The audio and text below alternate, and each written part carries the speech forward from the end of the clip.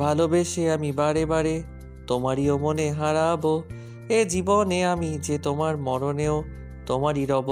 তুমি ভুলো না আমারই নাম, তুমি চোখের আড়াল হও, কাছে কিবা দূরে রও, মনে রেখো আমিও ছিলাম। এই মন তোমাকে দিলাম, এই প্রেম তোমাকে দিলাম। মেহরাবের সাথে সাথে মেরুও গান গাইতে শুরু করলো।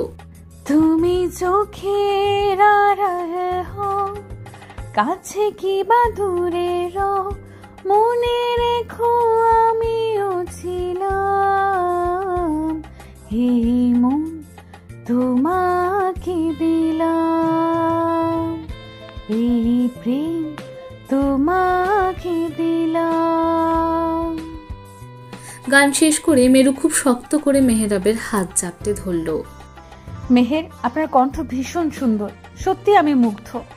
কি সুন্দর কণ্ঠ আপনার মেহের, আপনি এত সুন্দর গাইতে পারেন, আগে তো কখনো বলেননি। মেহরাব মেরুর হাতের ভাঁজে হাত ঢুকিয়ে মুচকি হাসল। তুমিও কিন্তু কম নও মেরুন, আমার থেকেও বেস্ট ভালো গাইতে পারো। সেই নবীন বর্ণের দিন তোমার কণ্ঠ মুগ্ধ হয়ে শুনেছিলাম। মেহের, আমার মন খারাপের সময় আপনি আমাকে এইভাবে গান গেয়ে শোনাবেন। আপনার গান শুনে আমার মন ভালো হয়ে যাবে। আপনার কণ্ঠ শুনলেই আমি শীতল হয়ে যাই। আপনি পুরোটাই যেন আমার জন্য এক নেশালোময়। তুমি দেখি লজ্জা শরম বেঁচে খেয়েছো। যেখানে তোমার প্রশংসা আমি করব, সেখানে তুমি আমার প্রশংসা করছো। স্ট্রেন্স বা ভাগ্য করে তোমাকে পেয়েছি, আমার আর কষ্ট হবে না, রোমান্স ভালোই হবে। মেরু মেহরাবের হাত ছেড়ে ধাক্কা দিয়ে ফেলে দিল। কি করলে? কি এভাবে ধাক্কা দিলে কেন? আমার কোমরটা। বেশ করেছি, যখন তখন আর কখনো লজ্জা দিবেন আমায়? তার জন্য এভাবে ফেলে দিবে? আমি না তোমার স্যার, তুমি না আমার স্টুডেন্ট। এই শিক্ষা দিয়েছি তোমাকে আমি। আসছে টিচার সাজতে। এত যেহেতু শিক্ষার কথা বলছেন, তো আপনি জানেন না টিচার হয়ে স্টুডেন্টকে এই রোম্যান্সের কথা বলতে নেই, এই লুচু লুচু ভাব নিতে নেই, স্টুডেন্টের সাথে জমিয়ে রোম্যান্স করতে নেই। আবার কখনো কখনো এই স্টুডেন্টের নরম তুলতুলে ঠোঁট দখল করেন, তখন আপনার এই শিক্ষা যায় কোথায়? আর আমি বললেই দোষ, তাই না? নিজের বেলায় 16 আনা আর আমার বেলাতে এই কাঁচকলা।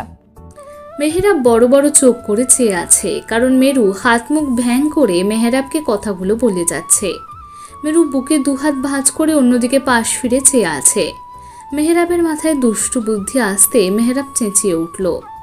ও মা গো, মেরু, আমি মরে গেলাম। প্লিজ আমাকে হসপিটালে তুলে নিয়ে যাও, আমার কোমর গেল রে। আমি মনে হয় আর তোমার সাথে এই কি বললেন? আমি আপনাকে কোলে করে তুলে নিয়ে যাব? হে ইংলিশের বাবা, আমার মতো মাসুম বাচ্চা যদি আপনাকে কোলে তুলে নেয়, আমি কি আস্তে থাকবো? আপনার এই সারমার্কা বডিতে আমি নিজেই ওপারের টিকিট কেটে চলে যাব। বাহ, বুদ্ধি তো আপনার অনেক দারুণ। মেরুন, আমি মজা নিচ্ছি না, প্লিজ আমাকে নিয়ে চলো, আমি আর পারছি না। মেহরাবের হাবভাব দেখে মেরু এবার ভুরু কুচকে একটু সিরিয়াস হলো। সত্যি কি তার ধাক্কাতে মেহরাবের কোমরে আঘাত পেয়েছে? যদি পেয়ে থাকে তাহলে তো সেই কষ্ট পাবে। মেরু এবার দ্রুত কাছে এসে মেহরাবের বাড়িয়ে দেওয়া হাতে হাত রাখলো। অমনি মেহরাবও চালাকি করে মেরুকে টেনে নিজের উপর ফেলে দিল। মেরু নিজেকে সামাল দিতে না পেরে আচমকা টানে মেহরাবের উপর পড়ে গেল। এবার সত্যি সত্যি মেহরাব হালকা কোমরে ব্যথা পেল। এমা, তুমি এত ভারী কবে থেকে হলে? আর বস্তাও মনে হয় তোমার থেকে হালকা। এতক্ষণ তো ভালোই ছিলাম, এখন সত্যি সত্যি আমার কোমরটা 13টা বাজিয়ে দিয়েছো মেরুন। কি বললেন? আমি ভারী? আমার থেকে আটার বস্তা হালকা? অসভ্য, লম্পট, ইতর, খাটাস লোক কোথাকার! নিজেই তো টেনে ফেলে দিলেন আমার উপর। আমি কি বলেছিলাম? এখন আমাকে অপমান করা হচ্ছে? বেশ হয়েছে, যাও। একটু মায়া হচ্ছিল, এখন একদমই হচ্ছে না। কোমর ভেঙেছে তো, লাগলে বাকিটুকু আমি ভেঙে বসিয়ে রাখবো, তাহলে বুঝবেন মেয়েদের ওজন নিয়ে কথা বলার মজা। মেরু ভুতুম ফুলে উঠে বসলো। মেহরাব উঠে বসে মেরুর দিকে চেয়ে হেসে দিল। মেরুর আগে জিদ্দে মেহরাবকে কয়েকটা কিলঘুষি দিতে লাগলো। অন্যদিকে তিন্নি আইসক্রিম খাচ্ছে আর আদির হাত ধরে হেঁটে হেঁটে কথা বলছে। তিন্নি, তোমার কি মনে হয় রিয়া শান্ত প্রপোজালে সাড়া দিবে? অফকোর্স, আলবাত দিবে। আমি চিনি রিয়াকে। রিয়া আমি একসাথেই তো থেকে আসছি, ওকে আমি চিনবো না? আমার মনে হচ্ছে ওই হাবলায় এখনো ঝগড়া করেই কুল পাচ্ছে না। চলো তো গিয়ে দেখি। আর একটু থাকি না প্লিজ, প্রবলেম নেই, আমি আছি তো, ওদের মিল করিয়ে দিব। এখন তুমি আমি কিছুক্ষণ সময় কাটিয়ে নে। এদিকে আসো, আমার বাহুডারে। তিন্নি হেসে দিয়ে তার আদির বুকে মাথা রেখে জড়িয়ে ধরল। অল্প সময়ে যে এতটা আপন হয়ে যাবে একে অপরের, তারা কেউ বুঝতেই পারেনি। এখন আদিকে ছাড়া তিন্নির পুরো দুনিয়া অন্ধকার। এই মানুষটি জীবনের সব কিছুর সম্বল। এই মানুষটি যে এত ভালো, তিন্নির ভাবতে অবাক লাগে। মনে হচ্ছে কয়েকদিন আগেই তাদের দেখা হলো, কিন্তু এই দেখায় যে কয়েকটি মাস পার হয়ে গিয়েছে। তারা একে অপরে কবুলের বন্ধনে আবদ্ধ হয়েছে, তা সত্যিই যেন স্বপ্ন মনে হচ্ছে। যাকে প্রথম ভালোবেসেছে তাকেই যে জীবনসঙ্গী হিসেবে পেয়েছে। আল্লাহর দেওয়া এই রহমত আর কয়জনই বা পায়। সব কিছুরই তো এখন বিচ্ছেদ ঘটে। তারা একে অপরের পাশে আজীবন এভাবেই যেন থাকতে পারে। তিন্নি এসব ভেবেই আদির বুকে ছোট্ট করে চুমু খেল। আদি মুচকি হেসে তিন্নির কপালে অধর ছুঁয়ে আবার তারা হাঁটা দিল। এই ফটকা শুনুন। কাকে বলছো? আমাকে? তা নয় তো কি, এখানে আপনি ছাড়া আমি কাউকে চিনি? কি কমন সেন্স নিয়ে থাকেন, মাথা মোটা কথা কর। একদম বাজে কথা বলবে না। আমি মাথা মোটা হলে তুমি মাথার তার ছেঁড়া বদমাস মেয়ে একটা। আমি যদি পটকা হই, তুমি পটকার ফিমেল ভার্সন পটকা নেই। এই যে কালা হনুমান, আমাকে একদম এসব নামে ডাকবেন না। আমার একটা সুন্দর নাম আছে, রিয়া। ওকে হয়েছে, আর চাপানা ছেড়ে এখন বলো কি বলবে। ওই বাদরগুলো আমাদেরকে একসাথে একা ফেলে কোথায় চলে গেল? ওরা নিজেরা কাপল বলে আমাকে অপমান করে রেখে চলে গেছে। আসুক, মজা বুঝাবো আজকে। আজ একটা তুমি নেই বলে সব জায়গায় শুরু হইতে হয়। শান্ত রিয়ার এমন কথা শুনে হাসবে না কাঁদবে ভেবে পাচ্ছে না। এই মেয়ে এসব ভেবে কান্নার ভান করছে, আর এদিকে যে সে ভালোবেসে প্রপোজ করতে তাকে ডেকেছে, শুনলে কি রিয়্যাক্ট করবে তাই ভেবে পাচ্ছে না। শান্ত এক ধ্যানে চেয়ে আছে রিয়ার দিকে। রিয়ার চোখে এভাবে তাকিয়ে থাকতে দেখে কপাল কুঁচকে নিল। কি হলো শালাই, এমতে চাই আছে কেন? মতলব টটলব ঠিক আছে তো নাকি? হাই হাই, আমার এখন কেউ আছে? কেউ তো নাই। ও ওহো, বুদ্ধি পাইছি। যখনই আমার ছুঁইতে আইব, আমি আলফিন দিয়ে একদম নাক ফুটো করে দেব। তখন বুঝবে একা পেয়ে সুযোগ নেওয়া। এরা দুজনেই দুইভাবে একে অপরের ব্যাপারে ভেবে যাচ্ছে। একজন পজিটিভ আর একজন নেগেটিভ। এরা এক হওয়া মানে ঘূর্ণিঝড়কে নিজ ইচ্ছায় গ্রহণ করা। এই কি করছো? কি ব্যথা পাচ্ছি তো। আমায় এত বকেও শান্তি হয়নি, এখন আবার মারছো। তুমি দেখি জামাই পিটাবে। আজ তো এক ঝগড়াটি। তোমার বান্ধবীগুলো মনে হচ্ছে তোমাকে দেখে দেখেই শিখেছে। তুমি ওদের ট্রেনিং দিয়েছো, তাই না? একদম বাজে কথা বলবেন না। আমার দোস্তরা খুব ভালো। আমার তো মনে হচ্ছে আপনার থেকে বাদরামও আপনার বন্ধুরাও শিখেছে। আপনি যেমন রামবাদর, তেমনি আপনার বন্ধুগণ। আমি খুব ভদ্র। তোমার এইটুকু সিক্স সেন্সও নেই যে টিচাররা খুব ভদ্র হয়? আপনি টিচার ভদ্র? হাসালেন। আপনি ভদ্র হলে মিনমিনি অভদ্র কে হবে শুনি? তাই বুঝি। তাহলে তো তুমি বোঝাতে চাচ্ছ আমি অভদ্র? তার বলতে আজ তো একটা অভদ্রের দাদা, নানা, চাচা, ফুফা, খালু, বড় আব্বা সব। ওকে, আমি যেহেতু অভদ্র, তাহলে তো অভদ্রের কিছু অভদ্রতাও তো দেখাতে হয়, তাই না? মেহেরাব মেরুর কোমর ধরে টেনে নিজের কোলে বসিয়ে দিল। মেরু ভরকে গিয়ে শুকনো একটা ঢোক গিলল। আশপাশ চেয়ে দেখে এখানে মানবশূন্য মানুষ বলতে নেই। পুকুর সাইডে তারা যার জন্য নির্জনতা। মেরু এবার মেহেরাবের থেকে ছুটতে চেষ্টা করলো। মেয়ের কি করছেন? এটা পাবলিক প্লেস, প্লিজ ছেড়ে দিন আমায়। হুম, তুমি না বললে আমি অভদ্র? আর আমার মতো অভদ্ররা পাবলিক প্লেস বা প্রাইভেট প্লেস বোঝে না। তারা যেখানে ইচ্ছে সেখানে অভদ্রতা দেখাতে পারে। আমিও তাই করছি। মেহেরাব আস্তে করে মেরুর কোমর ছুঁয়ে এক আঙুল দিয়ে পিঁপড়ের মতো করে আস্তে আস্তে উপরে উঠিয়ে ঘাড় অবধি আনতেই মেরু শিউরে উঠে দ্রুত মেহেরাবের হাত সরিয়েই দাঁড়িয়ে পড়ল।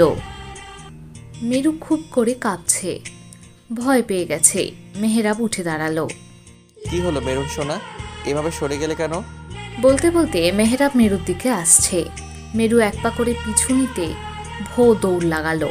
মেহেরাব দাঁড়িয়ে থেকেই উচ্চ স্বরে হাসতে লাগলো। মজাটা মনে হয় বেশি হয়ে গিয়েছে, পাগলি আমার। মেরুন স্টপ, পড়ে গিয়ে ব্যথা পাবে। আমি তোমার সাথে মজা নিচ্ছিলাম। দাঁড়াও মেরুন।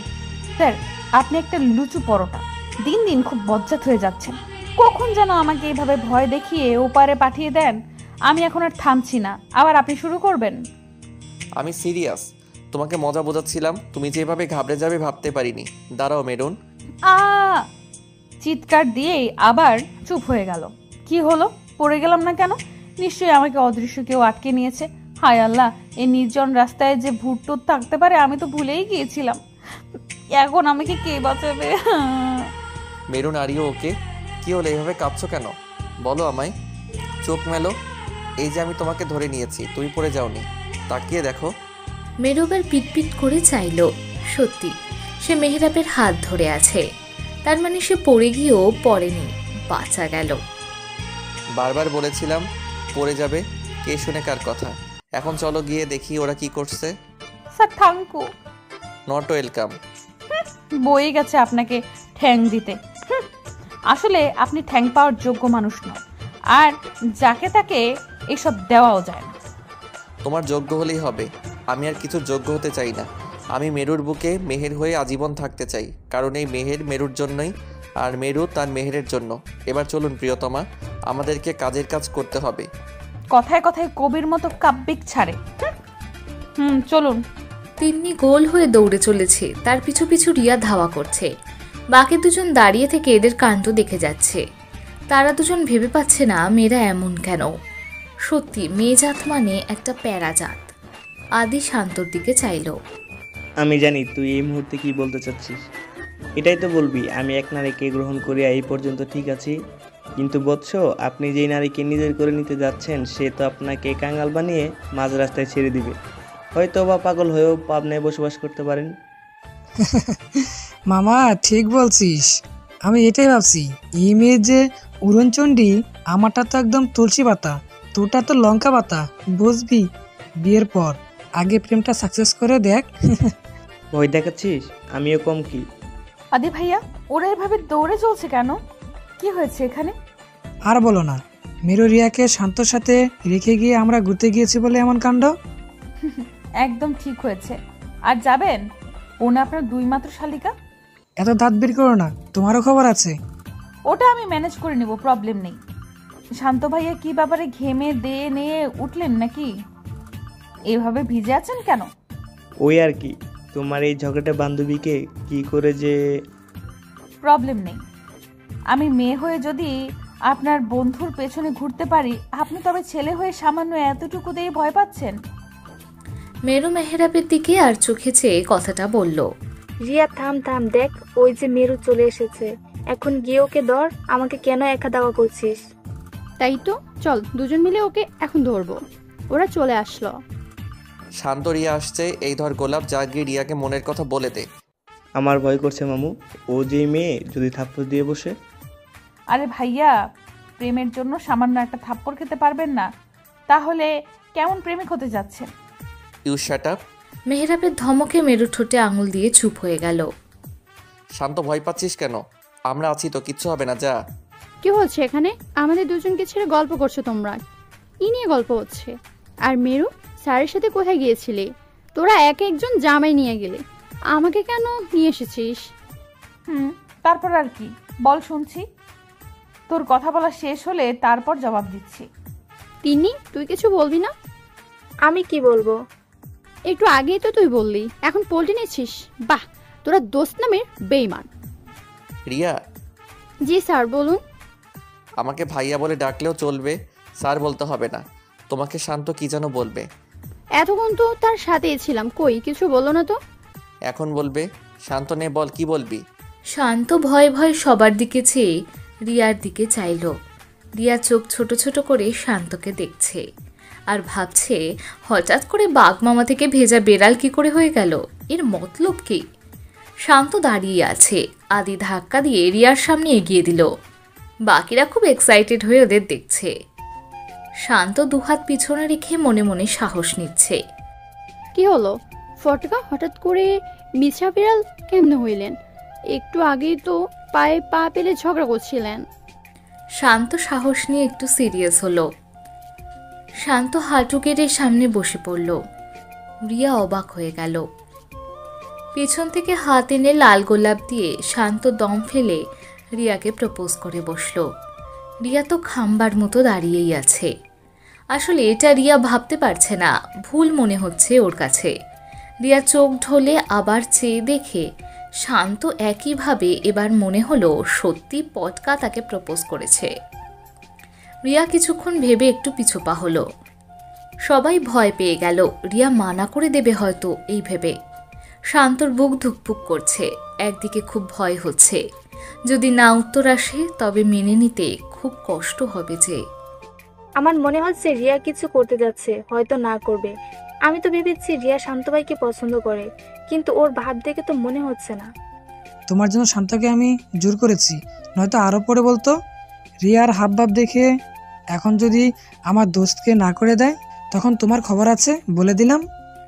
আমি কি বুঝতে পারছি? কিচ্ছু হবে না, তোমরা চুপ করে দেখে যাও। আমি জানি রিয়াও শান্তকে পছন্দ করে, ঠিক ও রাজি হবে, শুধু দেখতে থাকো। এত কনফিডেন্স? বাহ স্যার, আপনি দেখছি ভালোবাসার মনোবিজ্ঞানী হয়ে গেলেন। হয়তো তোমার ছোঁয়া পেয়ে হয়েছি, আর ভালোবাসাটাই তো ভালোবাসাদেরকে বুঝে। যারা ভালোবাসে তারাই অন্যের ভালোবাসাকে বুঝতে পারে, বুঝলে? যেমন ভালোবাসায় যে ধোঁকা খায় সে অন্যের ভালোবাসা ভাঙার মর্মটা খুব ভালো করে উপলব্ধি করতে পারে। অন্যথায় যে ভালোবাসে সাকসেস হয়, প্রিয় মানুষটিকে কাছে পায়, সেও অন্যের ভালোবাসার হ্যাপিনেসটা উপলব্ধি করতে পারে। সো সেই ক্ষেত্রে আমি বলেছি তোমরা এত হাইপার হয়েও না, আস্থা রাখো মনের উপর। ওরা মেহরাবের প্রতিটা কথা শুনে নিজেদের মনকে বোঝালো কিছু হবে না, সব ঠিক হবে। এদিকে কি বলছেন কি ফটকা? আপনি আমায় ভালোবাসেন, কিন্তু আমি যে আপনাকে ভালোবাসি না, এই প্রপোজাল আমি নিতে পারবো না ফটকা। রিয়া কথাটা বলে ঘুরে দাঁড়ালো। রিয়া মিটমিটিয়ে হাসছে, কারণ সে দেখতে চায় শান্ত কি বলে। সত্যিই কি তাকে ভালোবাসে, নাকি এগুলো নিছক ভালো লাগা? শান্তর যেন খুব কষ্ট হচ্ছে, চোখ দুটো ছলছল করে উঠল। এটাই আশা করা যায় রিয়ার কাছে। সে তো রিয়ার এমন কোনো কিছুই দেখেনি যে তাকে ভালোবাসবে। নিজেই ধারণা করে নিয়েছে, তাহলে বড় ধাক্কাটা তো সেই খাবে। শান্ত উঠে দাঁড়ালো, কাঁপা কাঁপা কণ্ঠে বলল, আমি তোমাকে সত্যিই ভালোবেসেছি। জানি না তুমি কি মনে করছো, তবে একজন ভালোবাসলেই তো হয় না, অপরজনকেও বাঁচতে হয়। আমি তোমাকে জোর করব না, আমার প্রথম ভালোবাসা তোমার জন্য জন্মেছে, তাই তো তোমায় ভালোবাসি বললাম। তোমার প্রিয় লাল গোলাপ, ভেবেছি এই গোলাপ দিয়ে শুরুটা হবে, কিন্তু ভুল। Riya, I am extremely sorry, তুমি আমাকে ক্ষমা করো তোমাকে এসব বলার জন্য। শান্ত ঘুরে দাঁড়িয়ে চলে আসতে যাবে, অমনি রিয়া ফিরে কাঁধ ধরে নিল। শান্ত চোখের কোণে জল মুছে ফিরে চাইতেই রিয়া জড়িয়ে ধরে ভালোবাসি বলে দিল। শান্ত প্রথমে ভয় পেলেও পরে বুঝতে পেরে খুশি হয়ে সেও ধরল। বাকিরা হাততালি দিতে থাকলো। এভাবে আড্ডা, প্রপোজাল, খাওয়া দাওয়া, ঘুরে ফেরে সব মিলিয়ে সারাদিন অনেক এনজয় করলো। এখন ওরা 3 কাপল রাস্তার পাশ ধরে হেঁটে যাচ্ছে। হঠাৎ করে সামনে কয়েকটি ছেলেকে আরেকটি মেয়েকে দেখে সবাই দাঁড়িয়ে পড়ল। মেহের ওখানে কি হচ্ছে? এতগুলো ছেলে আর একটি মেয়ে, কি করছে ওরা? মেয়েটি কোনো বিপদে পড়েনি তো? আমারও তাই মনে হচ্ছে, হয়তো ছেলেগুলো মেয়েটিকে একা পেয়ে ডিস্টার্ব করছে। তাহলে চল আমরা গিয়ে মেয়েটাকে হেল্প করি। 1 মিনিট, দেখতে থাকো কি হয়। ছেলেগুলো দেখতে বকাটে ছেলেদের মতোই লাগছে, ওদের সাথে বিভিন্ন কিছু থাকতে পারে, বুঝলে? তাই বলে কি দাঁড়িয়ে থেকে একটি মেয়ের জন্য অন্য মেয়ের ক্ষতি হওয়া দেখব? আপনি কি ঠিক আছেন? না মাথা গিয়েছে আপনার? আমি ঠিক আছি মেরুন, তুমি বোঝার চেষ্টা করো। আমরা যদি এভাবে যাই ওরা আমাদেরকে আটকে ফেলতে পারে, ওদের কাছে বিভিন্ন অস্ত্র থাকে। সো সেখানে আমরা কি করে খালি হতে পারবো? আর তোমরা 3টে মেয়ে, আমরা রিস্ক নিতে পারবো না তোমাদের নিয়ে। মেরু, মেহরাব ঠিক বলছে, তোমাদেরকে নিয়ে আমরা রিস্ক নিতে পারবো না। একটা কাজ করো, তোমরা এই দেয়ালের ওপাশে লুকিয়ে থাকো, আমরা 3 জনে গিয়ে দেখি। মেরু তাকিয়ে শুধু দেখতে লাগলো। মেয়েটিকে বিভিন্নভাবে হেনস্থা করা হচ্ছে। মেয়েটি ছোটার জন্য চেষ্টা করছে, কিন্তু পারছে না। হঠাৎ করে মেরুর সেই দিনের কথা মনে পড়ে গেল। তারও এভাবে বখাটেরা ইজ্জত নিতে চেয়েছিল। সে বুঝে এই মুহূর্তটা কতটা ভয়াবহ। মেরু কিছুক্ষণ চেয়ে থেকে বখাটেদের সামনে ছেলেটিকে দেখেই চোখ উল্টে গেল। বুঝতে পারছে না কি বলবে। হিমেল চৌধুরী, এই লোকটি এই মেয়েটির সাথে অসভ্যতা করতে চাচ্ছে। আজের ব্যবস্থা মেহরাবকে দিয়েই করাতে হবে। নিজের ভাইয়ের কুকুরটি নিজের চোখে দেখুক মেহরাব। মেহের, ওই সেই লোকটা যে আমাকে সেই দিন এভাবে বিরক্ত করেছিল। কোন ছেলে? কার কথা বলছো? ওই যে অ্যাশ কালার শার্ট পরা সবার সামনে যে মেয়েটিকে ছুঁয়ে দিচ্ছে। মেহরাব মেরুর কথা মতো সেই দিকে চাইল, আর হিমেলকে দেখেই ও থমকে গেল। এই প্রথম নিজের চোখের সামনে নিজের ভাইকে অন্য মেয়ের সাথে ইফটিজিং করতে দেখবে, তা ভাবতেও পারেনি। মেহরাব থ হয়ে রইল। আদি শান্ত দেখে ওরাও নিজের চোখকে বিশ্বাস করতে পারছে না। মেহের, দেখতে পেয়েছেন আপনি? ওই লোকটি আমাকে বাজেভাবে ছুঁতে চেয়েছে। ওই লোকটি বিশ্রী কথা বলেছে। একে আপনি শাস্তি দিবেন বলেছিলেন না? এখন তো যান, গিয়ে ছেলেটিকে শাস্তি দিন। আপনার মেরুকে বাজেভাবে দেখেছে, বাজেভাবে ছুঁতে চেষ্টা করেছে, আমার ইজ্জত নিতে চেয়েছে। মেরু যেন মেহরাবকে এসব বলে ওর ভিতরে রাগটাকে জাগিয়ে তুলল। কারণ মেরু ইচ্ছে করেই করেছে, আজ দূর থেকে দেখবে সে। বুদ্ধিটা কাজে দিয়ে ভালোই হলো। মেরু সামনে আসবে না, নয়তো হিমেল চিনে যাবে। এদিকে মেরুর কথা শুনে মেহরাব হাত মুষ্টিবদ্ধ করে লাল টকটকে চোখে এক ধ্যানে হিমেলকে দেখেই যাচ্ছে, আর মেরু প্রতিটা কথা শুনছে। সবচেয়ে বড় কথা ভাবছে, সেই দিন যদি মেরু সত্যি কিছু হয়ে যেত, তার ভাই হয়ে এতটা নিচু হবে তা কল্পনাও করেনি। হয়তো খারাপ তাই বলে এমন আজ নিজ চোখে দেখতে হলো। কয়দিনেই বা হিমেল বড়? 6 মাস? এই বড়কে কি আধ বড় বলা যায়? এতদিন চুপ ছিল বলে আজ সে থাকবে না। তার ভালোবাসাকে কলঙ্কিনীর দাগ লাগাতে চেয়েছিল, তার হিসেব তো নিতেই হবে। মেহরাব হাতা ফোল্ড করছে আর সামনে এগিয়ে যাচ্ছে। আদি শান্ত ওরাও যাচ্ছে, আর ওরা তিনজন আদির কথা মতো লুকিয়ে দেখতে লাগলো। মেহরাব ক্রোধ রাগ সব মিলিয়ে এক ভয়ঙ্কর হয়ে উঠেছে। রাগে যেন কপালের প্রতিটা রক স্পষ্ট হয়ে দেখা দিচ্ছে। ওদিকে হিমেল মেয়েটিকে বাজেভাবে ছুঁতে বিভিন্নভাবে চেষ্টা করছে। হঠাৎ করে কাঁধে কারো ছোঁয়া পেয়ে পিছনে তাকাতেই আচমকা নাক বরাবর খুশি খেয়ে কিছুটা দূরে ছিটকে দাঁড়িয়ে পড়ল। এত দ্রুত হয়ে গেল যে হিমেল বুঝে উঠতে পারেনি। মেহরাব এখনো হাত মুঠো করে চেয়ে আছে। হিমেল নাকে আঙুল দিতেই দেখতে পেল নাক ফেটে রক্ত পড়ছে। এবার সেই অনাকাঙ্ক্ষিত ব্যক্তির দিকে তাকিয়ে হিমেল বিস্মিত হলো। এই, তোর এত বড় সাহস! তুই আমাদের বসকে ঘুষি মেরেছিস? এই, তোরা সবাই ধর ওকে। ডনের কথা শেষ হতেই সবাই মেহরাবের কাছে যাবে, তার মধ্যে হিমেল হাতের ইশারায় আটকে দিল। তারপর একবার চুলের ভাঁজে হাত বুলিয়ে মেহরাব সামনে আসলো। তুই এখানে কি করছিস? মেহরাব হিমেলের কলার টেনে একদম কাছে নিয়ে আসলো। তার কৈফিয়ত তোকে আমি দিব না। তার আগে বল, তুই এখানে এই মেয়েটির সাথে কি করছিস? কলার ছেড়ে কথা বল। প্রথমত গায়ে হাত তুলেছিস, এখন আবার কলার ধরছিস। ভালোই কলার ছাড়। ছাড়বো না। আগে বল এখানে কি করছিস? হিমেলের রাগ উঠে গেল, তাই ও মেহরাবের গালে ঘুষি মেরে বসলো। মেহরাব কাত হয়ে গেল। সোজা হয়ে ঠোঁটে আঙুল দিয়ে দেখে ওরও ঠোঁটের নিচে কেটে গিয়েছে। হিমেল কলার ঠিক করতে করতে, আমি হিমেল যা করে বেড়োই কাউকে এক্সপ্লেন করি না, আর তুই আমার শত্রু হয়ে আমার থেকে জানতে এসেছিস? মেয়েটি দৌড়ে গিয়ে মেহরাবের শার্ট ধরে পিছনে লুকিয়ে পড়ল। ভাইয়া, আমাকে বাঁচান ওদের হাত থেকে। এরা আমার ইজ্জত লুটে নেবে। আমাকে বিভিন্নভাবে হেনস্থা করছে। প্লিজ আপনি আমাকে রক্ষা করুন, প্লিজ ভাইয়া। মেহরাব একবার মেয়েটির দিকে চেয়ে নিজের কোট খুলে মেয়েটির গায়ে জড়িয়ে দিল। তারপর হিমেলের সামনে গিয়ে দাঁড়ালো। সব কিছু সহ্য হয়, আমার সামনে কোনো নারীকে অপদস্থ করা আমার সহ্য হয় না। তুই ভালো করে জানিস তোর সাথে আমার পুরনো হিসেব ঠিকই আছে। তার মধ্যে বড় হিসেব, তুই আমার জানে আঘাত করেছিস।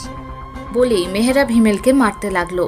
অন্যদিকে চেলাপোলারা মারতে আসলে শান্ত আদিও লেগে পড়ল। এদিকে হিমেল মেহরাবকে ছাড়ছে না, মেহরাব হিমেলকে ছাড়ছে না। কেউ কারো থেকে কম নয়, তবে হিমেল একটু বেশি মার খাচ্ছে। লাস্ট পর্যায়ে মেহরাব হিমেলের পেটে খুব জোরে ঘুষি মেরে বসে। হিমেল পেট ধরে নুয়ে যায়। মেহরাব হিমেলের চুলের মুঠোয় ফেস করে উঁচু করে বলা শুরু করলো, তুই আমার বড় নোস, মাত্র 6 মাসের। তবু তোর সাথে আমি এমন কিছু করিনি যার জন্য তোর শত্রু হব। কিন্তু তুই আমার সাথে অনেক কিছু করেছিস। তুই নিজেই শত্রু খেলায় নেমেছিস, তোর অধঃপতন হয়েছে। ঠিক আছে, তাই বলে এত অধঃপতন? রাস্তাঘাটে মেয়েদের সাথে ইফটিজিং করে বেড়াচ্ছিস। তুই আমি এক নয়। তোর গায়ে যে বংশের রক্ত আমার গায়েও একই রক্ত, কিন্তু তুই হচ্ছিস নর্দমার কীট। তোর মতো কাপুরুষ আমি আগে কখনো দেখিনি। তোর আমার শিক্ষা ভিন্ন। আমার বাবা আমাকে শিক্ষা দিয়েছে, আর তুই শিক্ষা পেয়েও মানুষ হতে পারিসনি। ছি, রাস্তাঘাটে মেয়েদের অসম্মান করা তোদের মতো ছেলেদেরকে বাঁচিয়ে রাখাই ঠিক নয়। আজ তোর জায়গায় যদি অন্য কেউ হতো তাহলে এখানেই ওকে পুঁতে রাখতাম। তোকে আমি আঘাত করেছি মাত্র, চাচ্চুর জন্য ছেড়ে দিলাম, নয়তো।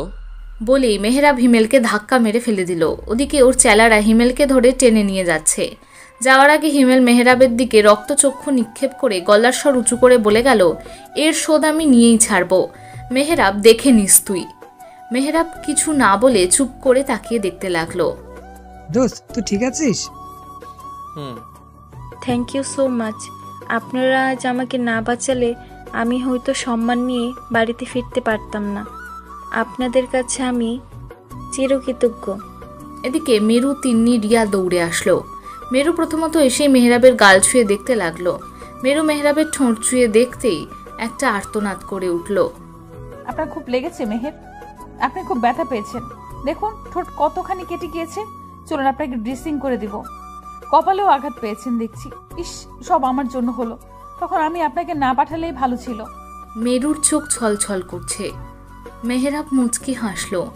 এমন একজনকে সে পেয়েছে যার অল্প আছে সে কষ্টে বুক ভাসিয়ে নিচ্ছে। সত্যি, মেয়েরা তার ভালোবাসার অল্প কষ্ট সহ্য করতে পারে না। মেরুন, আমার কিচ্ছু হয়নি, ওই একটু একটু হয়। তুমি এত হাইপার কেন হচ্ছ? তোমার মেহের ঠিক আছে, এই দেখো। তবু চলুন না। যাব। আগে এই মেয়েটিকে নিরাপদে বাসা অবধি পিক করে দিতে হবে, তারপর না হয় যাব। মেহেরাবের কথা শুনে এবার মেরু মেয়েটির দিকে চেয়েই খেপে গেল। মেরু কিছু না বলে মেয়েটির সামনে গিয়ে ঠাস করে চল লাগিয়ে বসলো। মেয়েটি চড় খেয়ে গালে হাত দিয়ে অপরাধীর মতো চেয়ে রইল। মেয়েটিও বুঝতে পারল না সে কি দোষ করেছে। তার সাথে সাথে বাকিরাও বুঝে উঠতে পারছে না মেরু কেন মেয়েটিকে চড় মেরেছে। মেরুন, কি হচ্ছে কি? মেয়েটিকে চর কেন মারলে? কি দোষ করেছে মেয়েটি? চুপ করুন আপনি। ওর সাথে আমাকে কথা বলতে দিন। এই মেয়ে, তুমি বিপদে পড়েছো ঠিক আছে। তোমাকে বিপদ মুক্ত করতে আমি আমার ভালোবাসাকে অবধি মার খাইয়েছি, আর তুমি কিনা আমার ভালোবাসার সার টাকরে ধরেছিলে। এত সাহস কি করে পেলে? তুমি জানো আমি তোমার মেহের কাছে কাউকে ঘেঁষতে দিই না। সেখানে তুমি আমার মেহেরের কাছে ঘেঁষেছো, তার কোট জড়িয়েছো। তাতে আমার আপত্তি নেই, কারণ তোমার অবস্থা ভালো নয়। মেয়ে হয়ে এটুকু বুঝি আমি, কিন্তু আমি আমার মেহেরের জন্য খারাপ হতে সময় নেই না। ফার্দার এই কথা মনে রেখো। এ শুধু আমার, একে ছোঁয়ার অধিকারটাও আমি রাখি, আর সার টাকরে ধরতে অধিকারটাও আমি রাখি, অন্য কেউ না। তাই আজ তোমাকে একটা চর দিয়েই বুঝালাম, কারণ তুমি জানতে না। মেয়েটি তো বোকা বনে চেয়েই আছে, সে কি বলবে? তখন বিপদে পড়ে ভয় ভুলে সার ধরেছিল, তার জন্য প্রেমিকার হাতে চর খেতে হবে। অন্যদিকে সবাই এক হয়ে একে অপরের দিকে চেয়ে ভাবতে লাগলো, এই দিনটাও দেখার বাকি ছিল। এই মেয়ে কখন কি করে বসে আল্লাহ ছাড়া কেউ জানে না। মেরু হয়েছে, এবার আর বকিস না মেয়েটিকে। এমনি তো মেয়েটি খুব ভয়ে আছে। এই মেয়ে শোনো, আর এভাবে একা নির্জন রাস্তা দিয়ে কোথাও যাবে না। আর যদিও যেতে হয় তাহলে বাবা মা বোন বাইনে বের হবে, কেমন? বুঝছই তো এখনকার জামানা ভালো নয়। মেয়েটি মাথা হ্যাঁ সূচক নাড়িয়ে মেরুকে সরি বলল। এরপর মেয়েটিকে নিরাপদে গাড়িতে উঠিয়ে যে যার মতো গন্তব্যের দিকে রওনা দিল। শোন, তোমার কি হয়েছে বলো আমায়। মাম্মি তোমার পাপ্পাকে বলে সব ঠিক করে নিব। কে তোমাকে আঘাত করেছে নাম বলো শুধু, তার হাত পা ভেঙে হাসপাতালের বেডে ফেলে রাখবো। Leave me alone. Mom, you go now. Get out of my room. মমকে বলো কি হয়েছে তোমার, এত আঘাত কি I said get out. হিমেলের চিৎকারে সাহেলা ভয় পেয়ে যায়। সাহেলার কিছু বলার সাহস না পেয়ে হন্তদন্ত হয়ে বের হয়ে তাহমিনার কাছে চলে যায়। এদিকে হিমেল রাগে ফুসফুস করছে। বাসায় আসার পরে রুমে ঢুকে সব লন্ডভন্ড করে ছেড়েছে। হাতের ধারে যা পেয়েছে সব ভেঙে ফেলেছে। ছাড়বো না আমি তোকে কিছুতেই না। তুই আমার গায়ে হাত তুলেছিস। আজ থেকে তোর সাথে আমি এমন কিছু ঘটাবো তুই ভেবেও পাবি না। 5 বছর আগে যেমন করে তোর থেকে তোর প্রিয়জনকে কেড়ে নিয়েছি, ঠিক ওভাবেই এক এক করে আবার কেড়ে নেব। তোর জীবন আমি নরক করে ছাড়বো মেহেরাব। আমাকে তুই চিনিস না। তোর মাথা গরম হলে আমার মাথা আগুন হবে। তুই যদি বাঘ হোস তাহলে আমি বনের সিংহ। তোকে শেষ করে আমি দম নেব।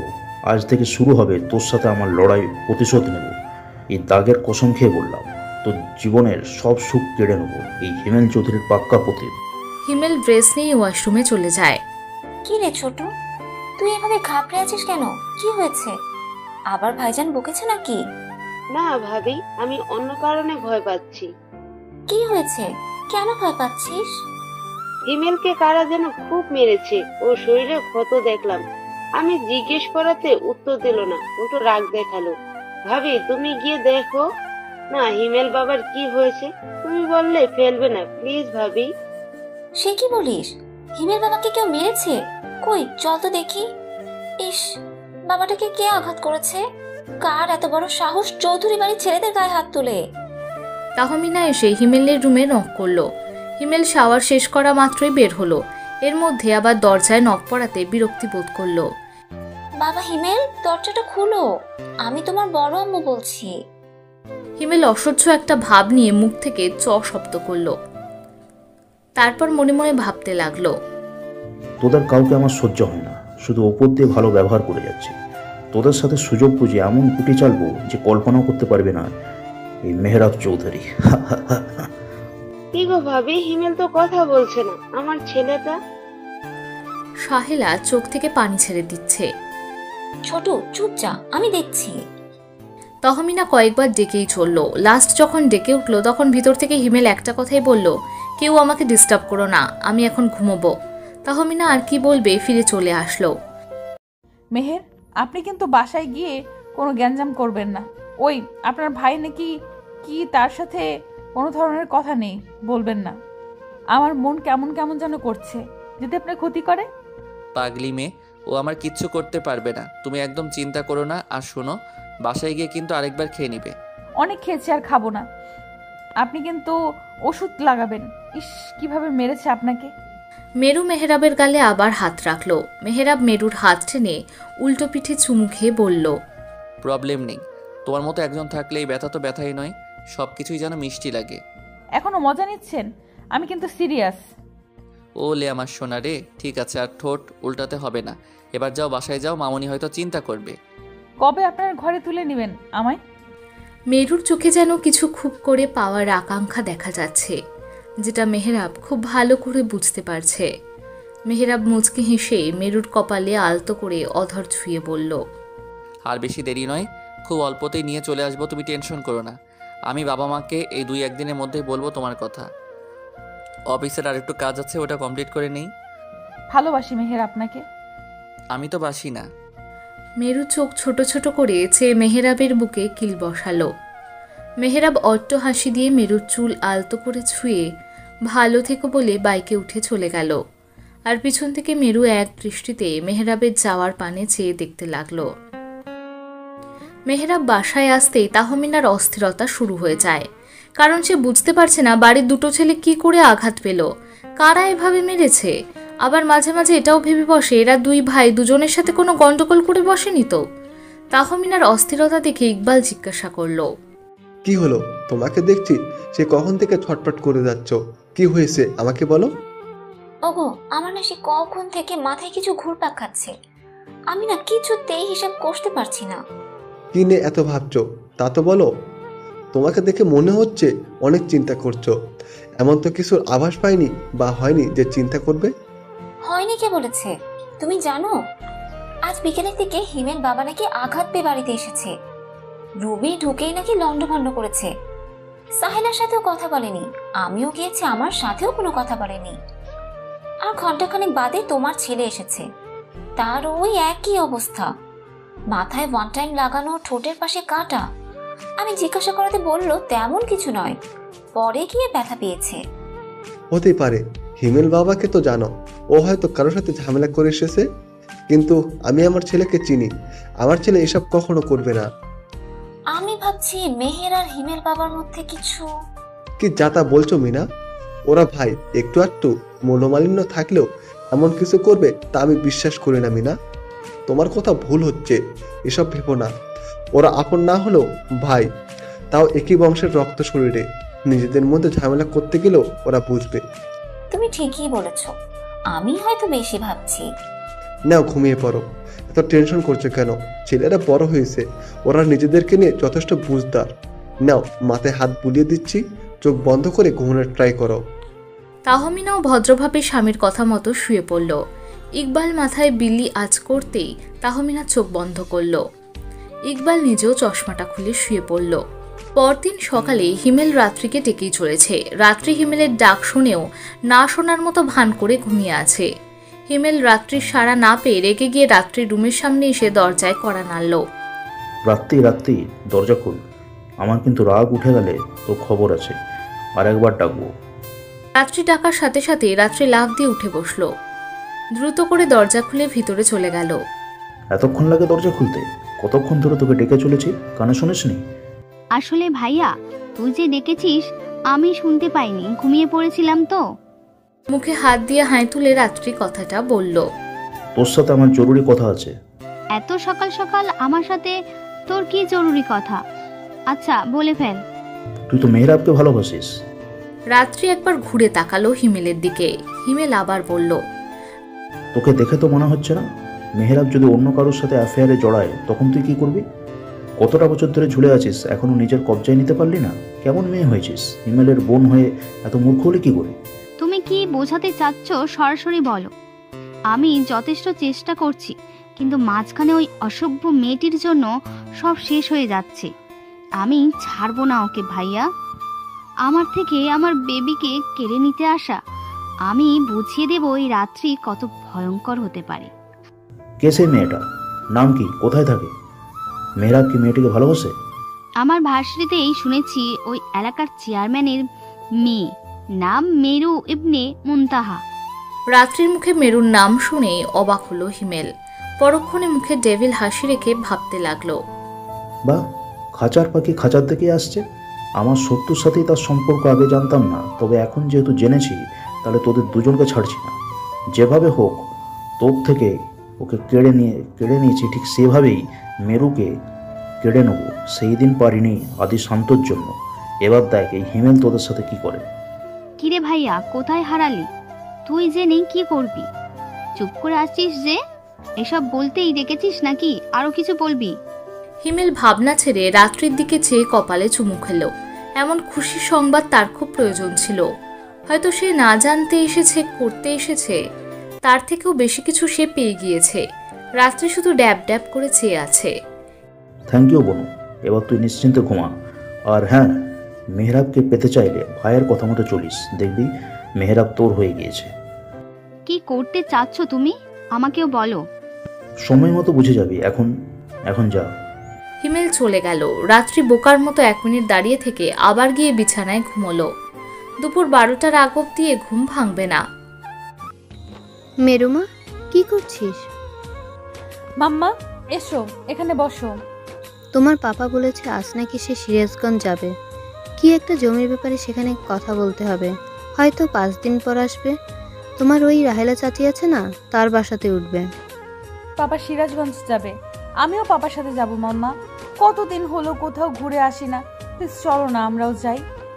তোমার বাবার তো সময় নেই আমাদের নিয়ে ঘুরতে যাবার। ওখানে গিয়ে একা একা আমি কি ঘুরবো ফিরবো বলো তো? তার থেকে বরং আমরা কাল বৃদ্ধাশ্রমে গিয়ে বাচ্চাদের সাথে মজা করব, কি বলো? উফ মাম্মা, তুমি তো দারুণ একটা কথা বললে। তুমি আমি কাল সারা রাত দিন ঘুরবো ফিরবো, খাবো, গল্প করব, খুব এনজয় করব। ইয়ে হয়েছে, আর লাফাতে হবে না। এত বড় হয়েছে এখনো বাচ্চাদের স্বভাব গেল না তোমার। মেরু তাহরিনাকে জাপটে ধরে বলল, মাম্মা আজ কেন যেন আপুনির কথা খুব মনে পড়ছে। আচ্ছা মাম্মা, আপনি যাকে ভালোবাসতো তুমি কি তাকে কখনো দেখেছো? তাহরিনা একটা দীর্ঘ শ্বাস ফেলে, মুস্কান কখনো আমাদের ছেলেটির সাথে কথা কিংবা দেখা করিয়ে দেয়নি। মুস্কান সবসময় তোমার পাপার সাথে আমার সাথে ওই ছেলেটির ব্যাপারে অনেক কথা বলতো। সারাদিন কি কি করতো, তার ভার্সিটির সবকিছু এসে গল্প ঝুড়ি নিয়ে বসতো। তুমি জানো তোমার আপনির সাথে সেই ছেলেটির প্রথম দেখা কি করে হয়েছিল? তবে শোনো, মুস্কান সবসময় নর্মাল ফ্রেমে চলাফেরা করতে ভালোবাসতো। ও কখনো সেজে দেখেনি নিজেকে কেমন লাগে। আমরা অনেকবার বলতাম, কিন্তু তোমার আপু মডার্ন যুগের সাথে মানিয়ে চলতে পারতো না। মাথায় তেল দিয়ে 2 বিনুনি করে চোখে চশমা পরে থাকতো, আর সবসময় 3 পিস এসব ওয়েস্টার্ন ড্রেস কখনো লাইক করতো না। ও ছিল ভিন্ন রকমের। প্রথম যেদিন ভার্সিটিতে গেল সেদিন নাকি ওকে সবাই দেখে ঠাট্টা করেছিল, ওকে নিয়ে অনেকে অনেক কথা বলেছিল, কিন্তু আমার লক্ষ্মী মেয়েটা একটাও প্রতিবাদ করেনি। তারপর নিজের ক্লাসরুমে খুঁজতে গিয়ে কয়েকটা মেয়ে এসে নাকি মুস্কানকে ধাক্কা মেরে ফেলে দেয়। মেয়েগুলো ফেলে দেওয়ায় ওকে নিয়ে মজা নিচ্ছিল। ঠিক তখনই তোমার আপুর সেই প্রেমিক এসে হাজির হয়, তারপর সাহায্যের হাত বাড়িয়ে দেয়। তোমার আপু ছেলেটিকে দেখে নাকি মুগ্ধ হয়ে গিয়েছিল। তোমার আপুর রঙহীন জীবনেও সেদিন রং দেখা মেলে। তারপর থেকে তোমার আপু তাকে ভালোবাসতো।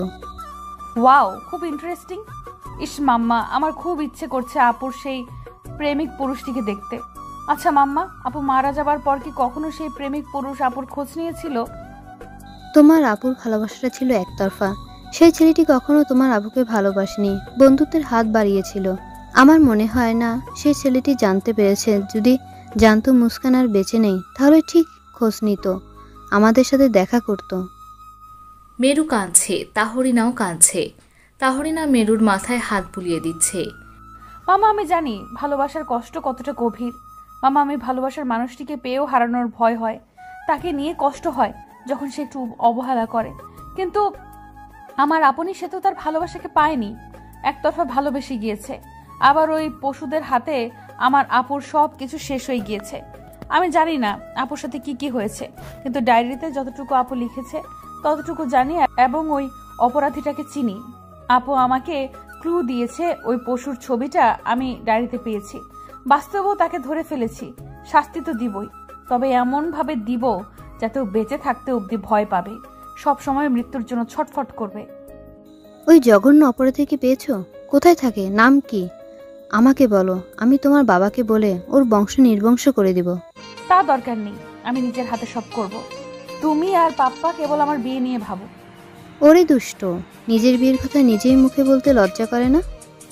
না তো, একদমই না। আরো কেমন ভালো লাগা ফিলিংস আসে মাম্মা।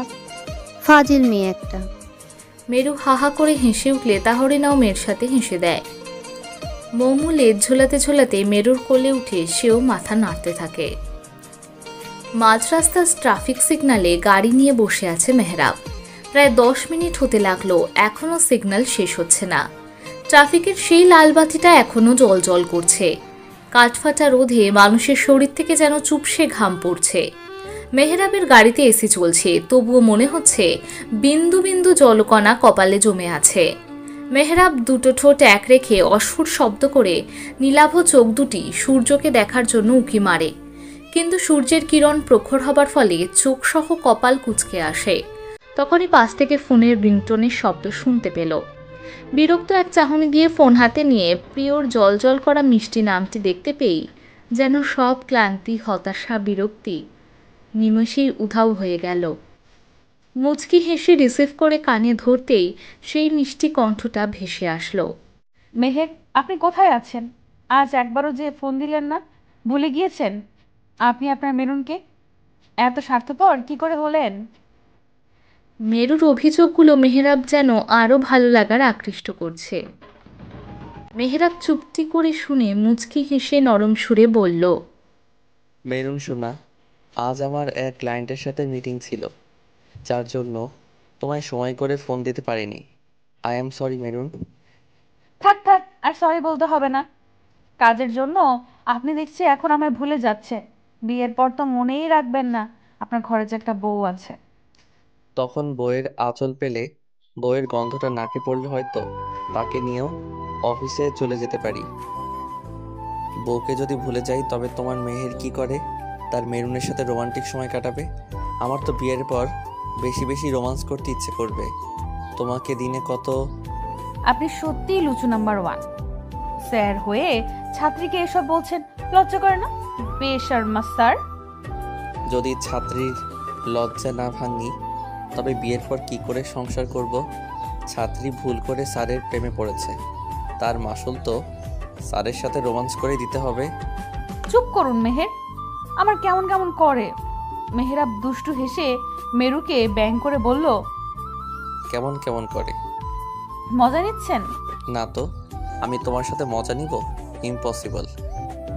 রাখলাম ফোন। রাতে আসিয়েন আপনার মেরুনের কাছে। সে কি বলতে হয়? ওকে রাখছি। কাব্যিকের দাদু। হোয়াট? নাথিং দাদু স্যার। বলি মেরু হাসতে হাসতে ফোন রেখে দিল। মেরু জানে মেহেরাব এখন বোকা বনে আছে। ইস, এখন রিয়াকশনটা দেখতে পারলে সেই হতো। মেরু তো হেসে লুটিপুটি খাচ্ছে। অন্যদিকে মেহেরাব সত্যি বোকা বনে ফোনের দিকে চেয়ে রইল আর ভাবছে লাস্টে কিনা মেরু তাকে দাদু স্যার বলে ডাকবে। আমাকে কি দাদুর মতো লাগে? What nonsense. মেরু সবই বিছানায় এসে মোমোকে নিয়ে বসলো। তার মধ্যেই বারান্দায় কিছু একটা পড়ে যাওয়ার শব্দ কানে ভেসে আসার সাথে সাথেই মেরু চমকে উঠে বসা থেকে দাঁড়িয়ে পড়ল। ঘড়ির দিকে চেয়ে দেখে এখন রাত 11:15। এই সময় মেরু সহজে আসে না, তাহলে কি হতে পারে? মেরু আর কিছু না ভেবে হাতে একটা ফুলদানি নিয়ে বারান্দার দিকে এগিয়ে চলল। মোমো এখনো বিছানায় লেজ ছোলাতে ছোলাতে মেরুর দিকে চেয়ে আছে। মেরুর বুক ধরফর করছে, যদি চোর ডাকাত হয়ে থাকে। ভয়ে যেন শরীর থরথর করে কাঁপছে, তবুও সাহস নিয়ে এগিয়ে যাচ্ছে, কারণ সে মেরুকে ভয়কে জয় করতেই হবে। তার বারান্দাটা এমনভাবে করা যে কেউ সহজে দ্বিধা ছাড়া চলে আসতে পারবে। রেলিং প্লাস পাইপ দুটোই তার রুমের জন্য সহজ। বা তার পাপা চোর ডাকাতের জন্য কত সুবিধা করে রেখেছে। না না, তা নয়। কি ভাবছি আমি? ভাবতে তো হবে এভাবে। সুযোগ তো একটা করে দিয়েছে, যে কেউ এসে তার মেয়েকে কিডন্যাপ করে নিয়ে যেতে পারে, নয়তো কেউ এভাবে চোর ডাকাত কিডন্যাপারদের সুযোগ করে দেয়। মেরু বারান্দার দরজাটা খুলেই ধীরিম করে ফুলদানিটা দিয়ে বাড়ি মেরে দিল। এদিকে যার কপালে বাড়ি মেরেছে সে আউজ করে ছোট্ট একটি আর্তনাদ করে উঠল। মেরুর চোখ এখনো বন্ধ, হাত কেঁপেই যাচ্ছে, যেভাবে শীতকালীন ঠান্ডার মতো থরথর করে কাঁপে। হঠাৎ চেনা পরিচিত কণ্ঠ পেয়ে মেরু এবার পিটপিট করেছে সামনে মেহেরাবকে দেখতেই হাত থেকে ঠাস করে ফুলদানি ফেলে দিল। মেহেরাব ব্যথা স্থানে হাত দিয়ে ডলতে ডলতে বলল, তুমি কি পাগল হয়ে গেলে? এইভাবে কেউ কাউকে বাড়ি মারে? ইস, ব্যথা। তুমি জানতে না আমি আসবো? কি ভেবে মেরেছ আমায়? মেরু অসহায় চোখে মেহেরাবের দিকে চেয়ে আছে। সে কি ভুল করে বসলো? ভেবেছিল হয়তো অন্য কেউ হিমেলও তার পিছনে লাগতে পারে। এখন যে তার ধারণা ভুল, এত তাড়াতাড়ি বাঁদর মশাই এখানে আসবে কে জানতো? থোড়ি না জানতুম, আমার কি দোষ? দোষ তো এরই। মেরু মনে মনে মেহেরাবকে অনেক ঝেড়ে এবার দ্রুত পদে সামনে এগিয়ে দাঁড়ালো। মেহের, আপনি বেশি ব্যথা পেয়েছেন? ইস, দেখি দেখি। হাত সরিয়ে মেরু হাত দিয়ে একটু চাপ দিয়ে দেখে নিতেই মেহেরাব আবার আউ করে উঠল। মেরু ভয়ে হাত সরিয়ে নিল। কতটা ফুলে গিয়েছে, ভিতরে আসুন, আমি আপনাকে মলম লাগিয়ে দিচ্ছি। আসুন। হাত টেনে ধরে বেডে বসিয়ে দিল। তুমি ইচ্ছে করে আমায় মেরেছ তাই না? স্যার হয়ে তোমার উপর মার অ্যাপ্লাই করাতে এখন তার সুযোগ নিচ্ছ। আমি জানতাম তুমি বিয়ের পর এভাবেই সুযোগ খুঁজবে, কিন্তু তার আগেই প্র্যাকটিস করছো। মেরু বোকা বনে মেহেরাবের দিকে চেয়ে থেকে কপাল কুঁচকে নিল। তার ধারণা ছিল না মেহেরাব তাকে এসব কথা বলবে। কি ভার্সিটির প্রতিশোধ এখন নিতে যাব? নিলে তো আগেই নিতাম। মেহের, আপনি যা ভাবছেন ভুল ভাবছেন। আমি তেমন কিছু মনে রেখে করিনি। আসলে আমি ভেবেছি চোর ডাকাতে এসেছে। আপনি তো এই টাইমে কখনো আসেন না, গভীর রাত ছাড়া, তাই আর কি। আচ্ছা, আপনি শব্দ কেন করলেন? আর এখনই বা কেন এলেন? পাইপ বেয়ে ওঠার সময় নিচে একটি দারোয়ানকে দেখলাম, তাই তাড়াহুড়ো করতে গিয়ে ফুলের টবের উপর পড়ে গিয়েছি। টব ঠিক করে উঠে ঘুরে দাঁড়াতেই বাড়ি দিয়ে বসলে। হা রে, সরি দাদু মশাই, সরি স্যার মশাই, আর বুঝতে পারিনি। ইস, একদম গোল আলুর মতো ফুলে উঠেছে। অ্যান্টিসেপটিক নিয়ে আসছি, আপনি বসুন। মেরু মেহেরাবকে রেখে ড্রয়ারের কাছে যাবে, তখনই তাহরিনা দরজায় কড়া নাড়ল। মেরু মামুনি, তুমি ঠিক আছো? এত রাতে তোমার রুমে কিসের শব্দ হলো? মেরু, দরজা খোলো মামুনি। মেহের, এখন কি হবে? মাম্মা চলে আসছে, হয়তো তার ফুলদানি পরার শব্দ শুনতে পেয়েছে। এখন কি করি? মেরু অস্থির হয়ে পড়ল, কি বলবে। ওদিকে তাহরিনা দরজায় কড়া নাড়তেই লাগলো। মেহরাব চুপচাপ বসে মেরুর বিস্ময়কর চেহারা দেখতে ব্যস্ত হয়ে পড়ল আর মুচকি মুচকি হাসছে। মেরু খেয়াল করে ফিসফিস করে বলল, এইভাবে বাদরের মতো হাসছেন কেন? এই রাতে একই রুমে আপনাকে আমাকে বিয়ের আগে দেখলে কি হবে ভেবে দেখেছেন? আমি বিপদে পড়েছি, কই একটা বুদ্ধি দিবেন তা না করে বসে বসে বাদরের মতো দাঁত কেলাচ্ছেন। মেহেরাব কথা বলতে নিল। মেরু মুখ চেপে ধরল। আস্তে, স্যার হয়ে এতটুকুও কমন সেন্স নেই, মাথা মোটা লোক। চুপ করো। আমি দাঁত কেলালাম কখন? একদম ঠিক হয়েছে, শাশুড়ি আম্মু এসে ভালোই করলো। তখন যে ব্যথা দিয়েছ তার একটু উসুল, বাকিটা শাশুড়ি আম্মু যাক, পরে দেখো তোমার কি অবস্থা হয়। এমনিতেও ছোট যান নিয়ে রিক্সে আছি, তার উপর আপনিও আমাকে ভয় দেখাচ্ছেন। এই মেরু ভয় পায় না। মেরু মামনি, কার সাথে কথা বলছো? দরজাটা খুলো, তোমার কিছু হয়নি তো? মেরু মেহরাবের দিকে একবার চেয়ে দরজার দিকে তাকিয়ে বলল, মাম্মা আমি ঠিক আছি। ওই একটু জঙ্গলি বিড়াল এসেছিল আমার রুমে। মোমু আর জঙ্গলিটা ঝগড়া করতে গিয়ে টপ করে শব্দ হয়। তুমি চিন্তা করো না, যাও গিয়ে শুয়ে পড়ো। আমি তো ভয় পেয়ে গিয়েছিলাম। ঠিক আছে, কোনো সমস্যা হলে মাম্মাকে ডেকো। আচ্ছা মাম্মা। তাহরিনা চলে গেল। মেরু বুকে হাত রেখে একটা ভারী নিঃশ্বাস ছেড়ে মেহরাবের দিকে তাকাতেই আটকে গেল। মেরু একটা শুকনো ঢোক গিলে নিল। ওইভাবে চেয়ে আছেন কেন? খেয়ে ফেলবেন নাকি? শাশুড়ি আম্মুকে কি বললে? আমি জঙ্গলি বিড়াল? আমি কখন আপনাকে বললাম? আমি তো... কথা শেষ করার আগেই মেহরাব মেরুকে টেনে একদম কাছে নিয়ে আসলো।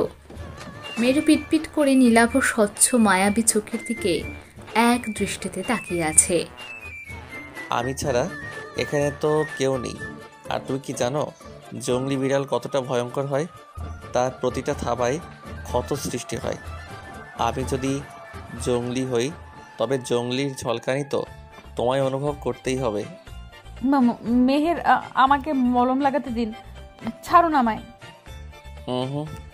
এত সহজে তো ছাড়বো না। তখন কি বলছিলে? আমি বাদর মশাই, আমি দাদু স্যার, আমি বাদর। আর এখন বললে আমি জঙ্গলি বিড়াল। এতে এত নাম দিলে, অথচ এর পুরস্কার তো তোমার প্রাপ্য। আমার তো উচিত তোমায় এর জন্য কিছু দেওয়া, তাই নয় কি? আমার লাগবে না, আপনার পুরস্কার আপনার কাছে রাখুন। এবার তো ছাড়ুন, মলম লাগাতে দিন। মেরু মেহরাবের থেকে ছোটার জন্য চেষ্টা করছে, কিন্তু মেহরাব দু হাত দিয়ে কোমর জড়িয়ে নিজের সাথে মিশিয়ে নিয়েছে। পারবে না, শুধু শুধু এভাবে কেচোর মতো মোচড়ামুচড়ি করছো।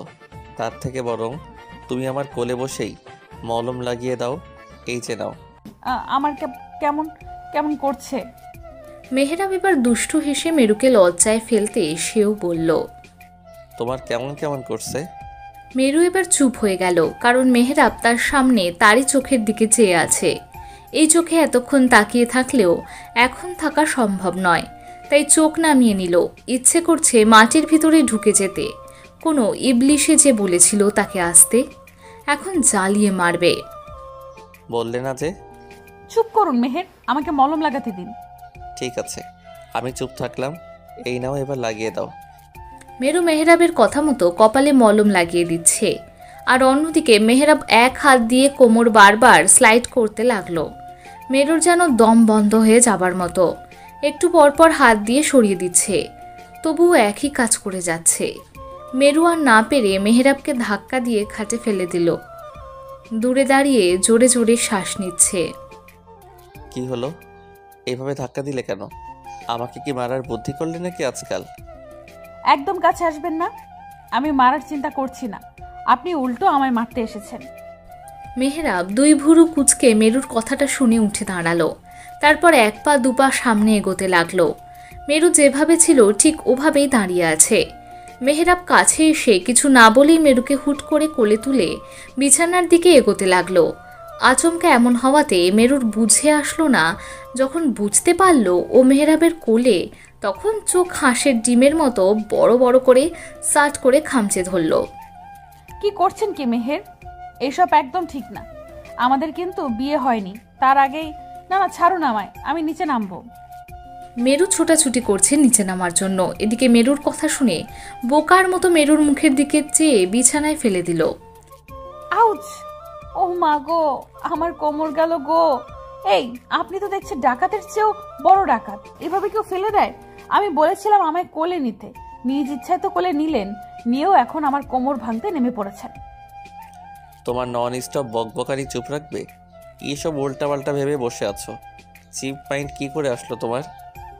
তাহলে কোলে করে এভাবে আনলেন কেন? আমি তো তোমাকে শাস্তি দিব বলে।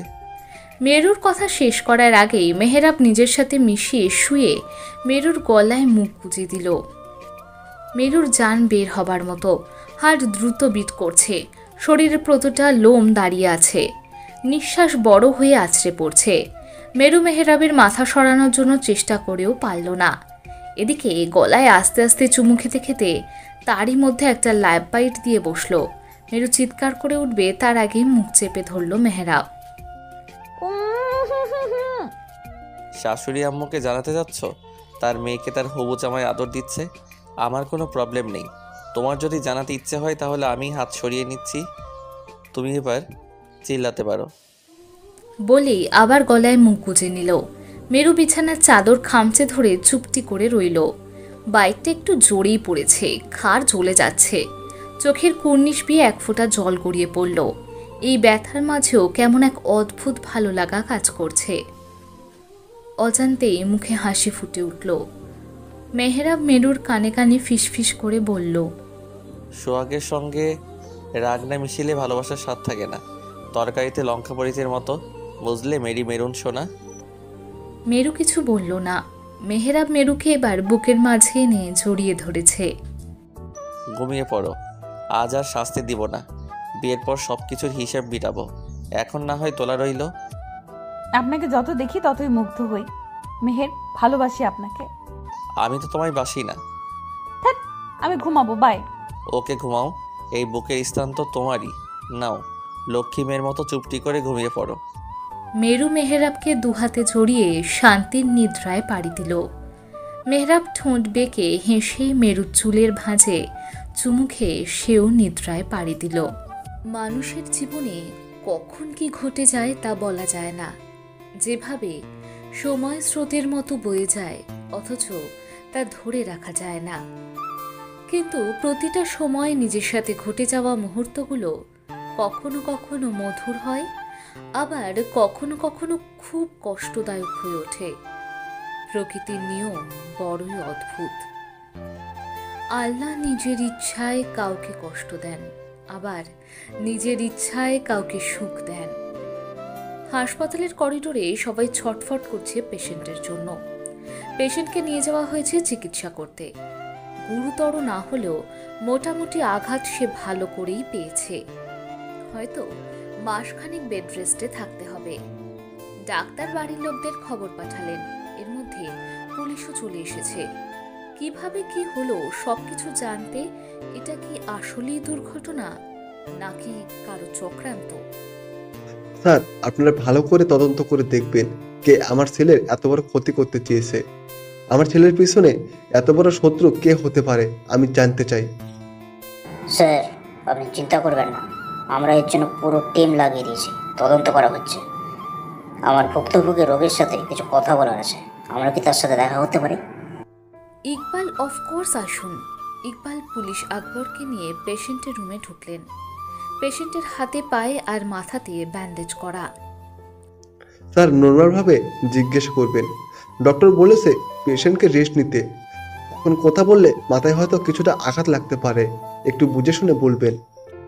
আপনি মেহরাব চৌধুরী, আপনি গাড়ি করে সকাল 7টায় বের হয়ে ক্লায়েন্টের সাথে দেখা করতে যাচ্ছিলেন। আচ্ছা, আপনার কি তখন কোনো রকম মনে হয়েছিল যে আপনার আশেপাশে কেউ আপনাকে ফলো করছে বা আপনার গাড়িতে কোনো প্রবলেম হয়েছে? আসলে আমি ব্যস্ততার জন্য ওভাবে কিছু খেয়াল করিনি। আমার কিছুক্ষণের জন্য মনে হয়েছিল আমার গাড়ির ব্রেক ফেল হয়ে গিয়েছে।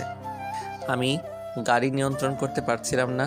হঠাৎ করে সামনে এক মাইক্রো দেখে সর্বচেষ্টা দিয়ে ব্রেক করতে গিয়ে একটি গাছের সাথে গিয়ে সংঘর্ষ হয়। তারপর আর মনে নেই অফিসার। আপনার কি মনে হয় আপনার এমন কোনো সত্য আছে যে আপনার ক্ষতি করতে চায়? মেহরাব কিছুক্ষণ চুপ করে থাকলো। মেহরাব জানে যদি ইচ্ছাকৃতভাবে গাড়ির ব্রেক ফেল করা হয় তাহলে সেটা হিমেল করেছে। তার সবচেয়ে বড় শত্রু তো নিজের ভাই হিমেলের থেকে আর কি লাগে। মেহরাবকে চুপ থাকতে দেখে আকবর চোখ কুঁচকে নিল। কিছুক্ষণ মেহরাবকে ভালো করে পর্যবেক্ষণ করে বুঝতে চাইল, কিন্তু কিছুই বুঝে উঠতে পারল না। আপনি চুপ করে আছেন, তার মানে ধরে নেব আপনার বড় কোনো শত্রু আছে যে আপনাকে মারতে চায়। মেহেরাব ভাবনা থেকে ফিরে বলল, না স্যার, তেমন। মেহের, মেহের কোথায় আপনি? মেহের বলে হন্তদন্ত হয়ে ছুটে আসলো রুমের সামনে। মেরু মেহেরাবকে দেখেই যেন থমকে গেল। কারো উচ্চকণ্ঠ শুনেই অফিসার আর মেহেরাব সেদিকে তাকালো। মেরু কান্নারত অবস্থায় কাউকে পরোয়া না করে মেহেরাবকে দেখে দৌড়ে এসে জাপটে পড়ল বুকের মাঝে। মেহেরাব তার বাঁ হাতে একটু ব্যথা পেল, কিন্তু শব্দ করে উঠল না, কারণ তার ব্যথার মলম যেন এই মুহূর্তে তার কাছেই আছে। সব কষ্ট এক নিমেষেই শেষ হয়ে যাবে। মেহেরাব মুচকি হাসল, ডান হাত দিয়ে চুলের ভাঁজে হাত চালাতে লাগলো। এদিকে অফিসার ভেবে পাচ্ছে না এই মেয়েটাকে। এভাবে সবার সামনে এতটুকু না ভেবে যেন অফিসার নিজেই লজ্জিত হলো। এবার সে একটু কেশে বলল, তো আমি এখন উঠি, আমরা আপনাদের কাছে সকল আপডেট দিয়ে জানাবো। অফিসার আর একবারও মেহেরাবের দিকে না তাকিয়ে হন হন করে পদত্যাগ করলো। কি করে হলো আপনার সাথে এসব? কে করেছে এমনটা? আপনার যদি কিছু হয়ে যেত আমি কি করে বাঁচতাম? আমি তো আপনাকে ছাড়া থাকতে পারবো না। আপনি নিজের খেয়াল কেন নিলেন না মেহের? আপনার কিছু হয়ে গেলে আমি যে মরে যাব, একদম মরে যাব। মেরু অনবরত কান্না করে যাচ্ছে, যার ফলে মেহেরাবের বুকের শার্ট ভিজে উঠছে। মেহেরাব আলতো করে মেরুর মাথাটা উঁচু করে ধরল। কেন এত ভাবছো? আমি ঠিক আছি তো। তোমাকে ছাড়া এই মেহের কোথাও যাবে না, প্রশ্নই ওঠে না। সামান্য চোট পেয়েছি, ঠিক হয়ে যাবে। এটা সামান্য নয় মেহের, আপনার খুব লেগেছে তাই না? ইস, কিভাবে অ্যাক্সিডেন্ট হলো! আপনি দেখে গাড়ি চালাতে পারলেন না? আমি নিজেও জানি না মেরুন। সকালে ক্লায়েন্টের সাথে দেখা করতে বের হয়েছিলাম, তখন আমার গাড়ির ব্রেক ফেল হয়ে যায়। আমি বলতে পারছি না শিওর এটা কি করে হলো। আমার মন বলছে এসবের পেছনে আপনার ভাইয়ের হাত রয়েছে। নিশ্চয়ই উনি আপনাকে মারতে চেয়েছে। হয়তো। এখন বলো তো, এইভাবে কেঁদে নাকের জল চোখের জল সব এক করে ফেলেছো কেন? চিৎকাদনি হলে কবে থেকে? তুই জানো না তোমার অশ্রুসিক্ত ভেজা নয়ন আমাকে বড্ড জ্বালাতন করে? আমি তোমার চোখের জল সহ্য করতে পারি না। একদম কাঁদবে না, চুপ, নয়তো আমি এখন চর মেরে কান্না থামাবো। আপনি আমাকে বকছেন? আমি আপনার জন্য তো কাঁদছি, আপনি উল্টো আমায় সান্ত্বনা দিবেন তা না করে কথা শোনাচ্ছেন। এর জন্যই বলে কারো জন্য বেশি ভাবতে নেই। কথাটা একদম সত্য। আপনি আসলেই একটা খারুস লোক। আমি খরচ? আমি কি করেছি তোমার সাথে? কি করেননি তা বলুন। কি করিনি দাঁড়াও একটু ভেবে নেই। পেয়েছি। এখনো বিয়ে করিনি, হানিমুন করিনি, ফুটবল টিম বানানোর জন্য ট্রাই করিনি। আর চুপ করুন, লাগামহীন কথা কি করে বলেন? লজ্জা শরমের মাথা খেয়েছেন আপনি? তোমার কাছে আমার লজ্জা বেঁচে খেয়ে কটকটি খেয়ে নিয়েছি। এখন আর লজ্জা করে না, শুধু লজ্জা ভাঙতে ইচ্ছা করে। আপনার সাথে কথা বলাই বেকার, চুপ করুন। আপনাকে ডক্টর কম কথা বলতে বলেছে, একদম কথা বলবেন না, নয়তো কস্টেপ মেরে দেব মুখে। তুমি জানলে কি করে? বুঝতে হবে, মেরুর কমন সেন্স বহুত। দেখতে হবে না আমিটা কে? দেখতে হবে না, আমারই তুমিটা যে। মেহের বাবা, তোমার জন্য খাবার নিয়ে এসেছি, এখন খেয়েই ওষুধ খাবে। তাহমিনা বলতে বলতে রুমে ঢুকলো। মেরু মেহেরাবের থেকে একটু দূরে সরে আসলো। তাহমিনা একবার ছেলের দিকে চেয়ে আরেকবার মেরুর দিকে চেয়ে যেন অবাক হয়ে চেয়ে রইল। সেম মেরুরও একই অবস্থা হলো দুজন দুজনকে দেখে, চোখ বড় বড় করে চেয়ে আছে। মেহেরাব এদের চাহনি দেখে বুঝতে পারছে না এরা একে অপরের দিকে এভাবে কেন চেয়ে আছে। তাহমিনা খাবারগুলো টেবিলে রেখেই মেরুর হাত ধরে টেনে দাঁড় করিয়ে বলল, রেড ফেয়ারি, তুমি এখানে কি করে এলে? ও মাই গড, তুমি এখানে কি করছো? আমার ছেলেকে তুমি চিনো? ও সুইট আন্টি, তোমাকে দেখে আমিও অবাক হচ্ছি। আর তুমি কি বললে এটা তোমার ছেলে? আই মিন এই বুড়ো লোকটা তোমার ছেলে? মেরুর কথা শুনে তাহমিনা হাহা করে হেসে উঠল।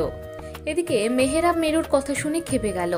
তার মায়ের কাছে তাকেই বলছে সে বুড়ো। কোন দিক থেকে সে বুড়ো দেখতে লাগছে তাকে?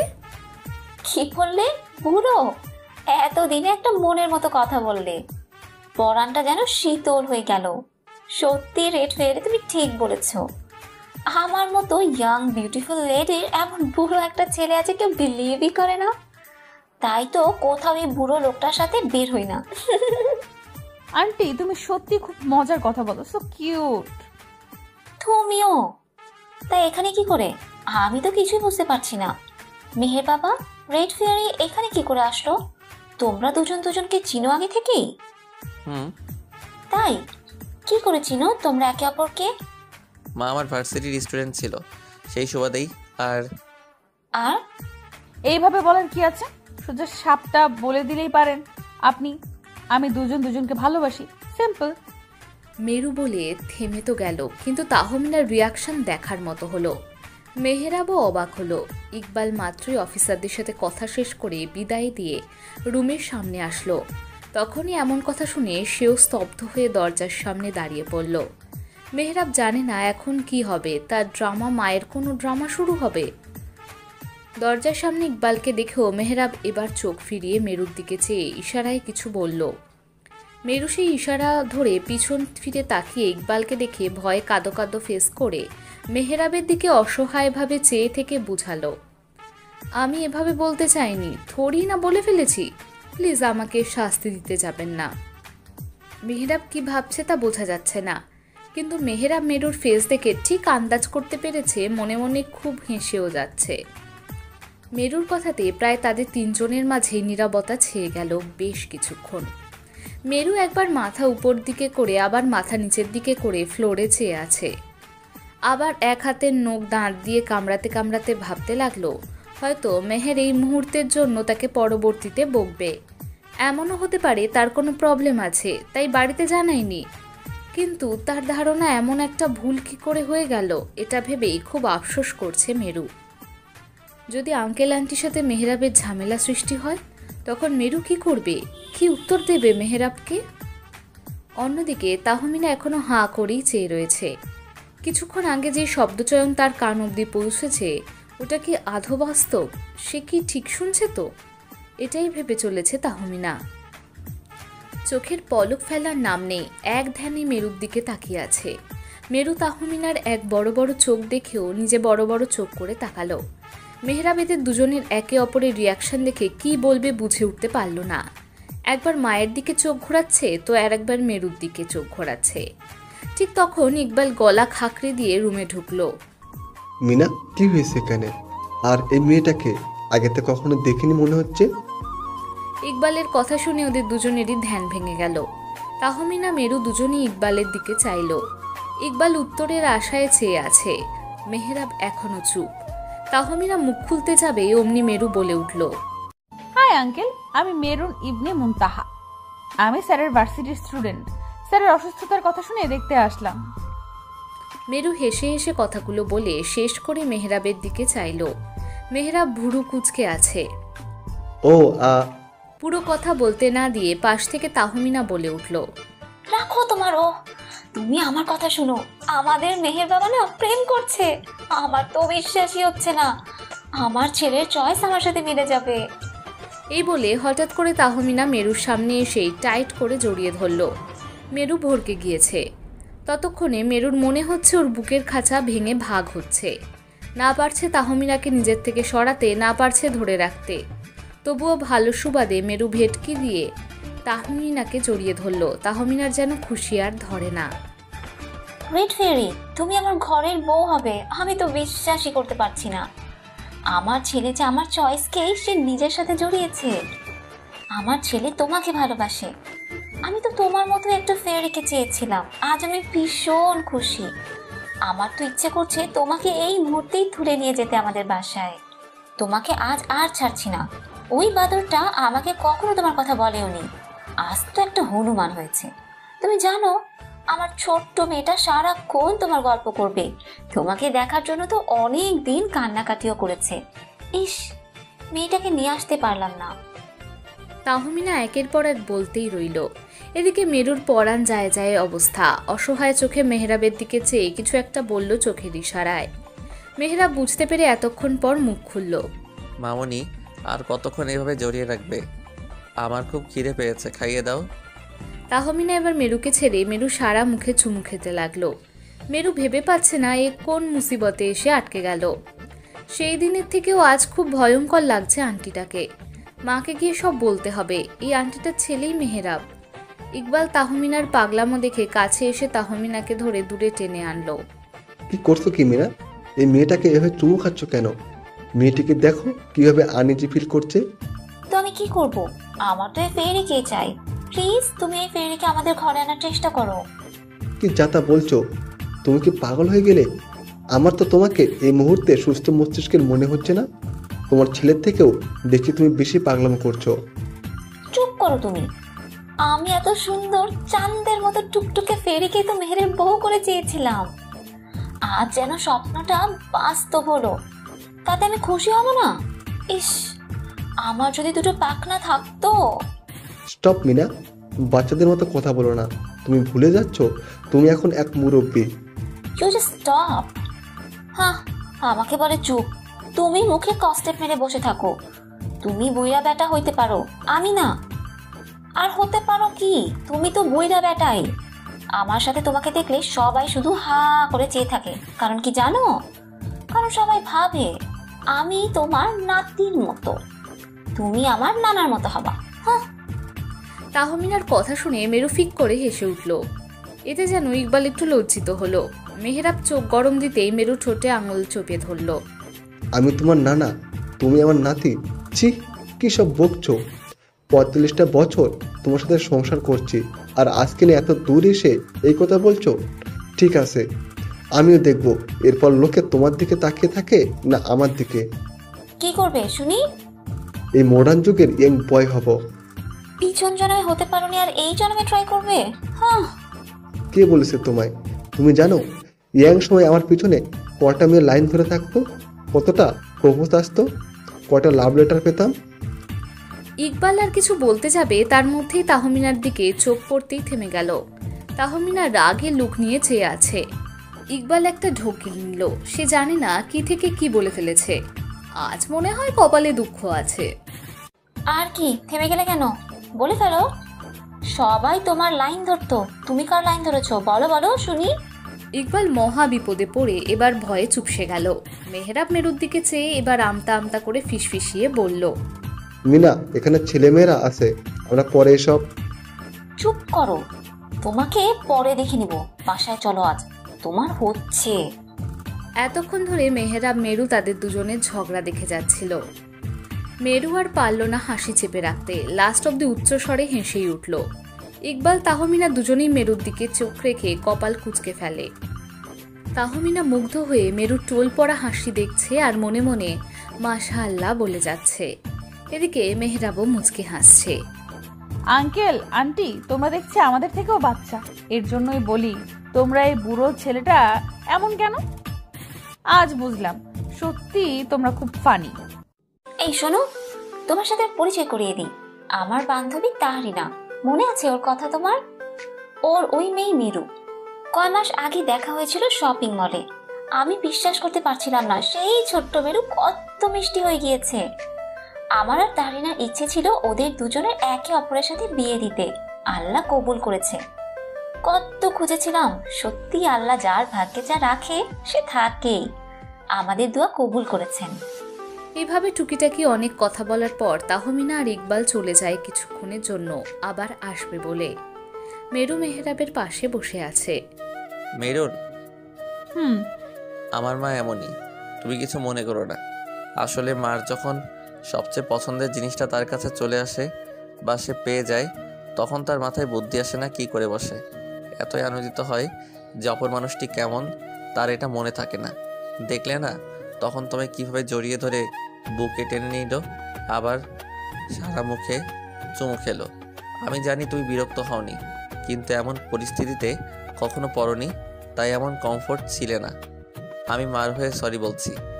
এমা ছিছি, এসব কি বলছেন? আমি মোটেও আন্টির বিহেভিয়ারে কিছু মনে করিনি, উল্টো ভীষণ ভালো লেগেছে। ইস, একদম আন্টিটা আমার মতো হয়েছে। ভালোই হবে, আমি আর আন্টি মিলে আপনাদের ঘাড় মটকাবো। সত্যি বলছো? তা নয় তো কি, আমার ইচ্ছেই ছিল এমন শাশুমা পাওয়ার। ইস, কি কিউট ইয়াং শাশুড়ি আম্মু আমার, কারোর নজর না লাগে। এখন বলো, তুমি যে রয়ে গিয়েছো শাশুড়ি আম্মু কি জানে? বলে আসিনি। জানিয়ে দাও, নয়তো খুব টেনশন করবে। ঠিক আছে। তারপর তাহরিনাকে জানিয়ে মেরু মেহেরাবের পাশে বসে এসে ওষুধ খাওয়াতে লাগলো। মেহেরাব ক্লান্ত থাকার জন্য আর কথা না বাড়িয়ে মেরুর হাত আঁকড়ে ধরেই ঘুমিয়ে পড়ল। এদিকে মেরু এক পলকে মেহেরাবকে দেখে যাচ্ছে আর বসে বসে কিছু একটা ভেবে চলেছে। মেরুর মেহেরাবের পাশে বসে থাকতে থাকতে একসময় চোখ লেগে আসে, তাই মেহেরাবের মাথার উপর মাথা ঠেকিয়ে ঘুমিয়ে পড়ে। সময়টা দুপুর গড়িয়ে। অন্যদিকে রাত্রি তার বন্ধু বান্ধবীর সাথে ট্যুরে গিয়েছিল। মেহেরাবের দুর্ঘটনার কথা শুনে সেখান থেকে সোজা হসপিটালে চলে আসে। এসে মেহেরাবের কেবিন নাম্বার জেনে সেখানেই দৌড়ে চলে যায়। বেবি বেবি তোমার কি হয়েছে? বেবি আমি চলে এসেছি। বেবি বলেই রাত্রি রুমে ঢুকে হতভম্ব হয়ে গেল। এদিকে রাত্রির বাঁশকণ্ঠ পেয়ে মেরুর ঘুম ভেঙে যায়। মেহেরাব একটু গভীর ঘুমে আছে তাই শুনতে পায়নি। মেরু লাফ দিয়ে উঠে বসে আশপাশ চেয়ে দেখে নিল। হঠাৎ সামনে রাত্রিকে দেখে চমকে দাঁড়িয়ে পড়ে। ভেবেছিল হয়তো স্বপ্ন দেখছে এই ডাইনি বুড়িকে, তাই চোখ দুটো ভালো করে ডলে আবার চাইল।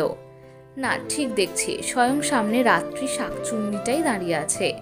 রাত্রির মুখে রাগের ছাপ স্পষ্ট, কিন্তু মেরু সেদিকে পাত্তা দিল না। রাত্রি মেরুকে মেহেরাবের সাথে দেখেই রেগে ফায়ার হয়ে গিয়েছে। এই মুহূর্তে মেরুকে এখানে আশা করেনি, তার উপর মেহেরাবের মাথার সাথে মাথা রেখে ঘুমোচ্ছিল। মেরু সাহস দেখে অবাক হচ্ছে রাত্রি। এদিকে মেরু মুখ হাত দিয়ে হাই তুলছে, ঠিক তখনই রাত্রি প্রশ্ন করে বসে, how dare you bloody girl? তোর সাহস দেখে অবাক হচ্ছি। তুই এখানেও আমার বেবির কাছে এসেছিস? তুই এখানে কি করছিস? কেন এসেছিস আমার বেবির কাছে? মেরু কোনো উত্তর দিচ্ছে না, শুধু হাই তুলে যাচ্ছে। মেরুর উত্তর না পেয়ে রাত্রি এবার মেরুর এক হাত ধরে টেনে ঝাঁকিয়ে বলল, আমি কিছু জিজ্ঞেস করেছি, তোর কানে যায় না? তুই কি করছিস এখানে? মেরু এবার বিরক্ত হলো। কপাল কুঁচকে নিয়ে রাত্রির হাত এক হাত দিয়ে ছাড়িয়ে নিয়ে আবার মেহেরাবের পাশে গিয়ে বসে উত্তর দিল, এই সহজ জিনিসটাই জানেন না দেখছি। বারবার এক প্রশ্ন জিজ্ঞেস করে যাচ্ছ, এখানে আমি কি করছি? আচ্ছা, মানুষ হসপিটালে কি করে? নিশ্চয়ই ঘুরতে আসে না, বুঝতে পেরেছো? You just shut up.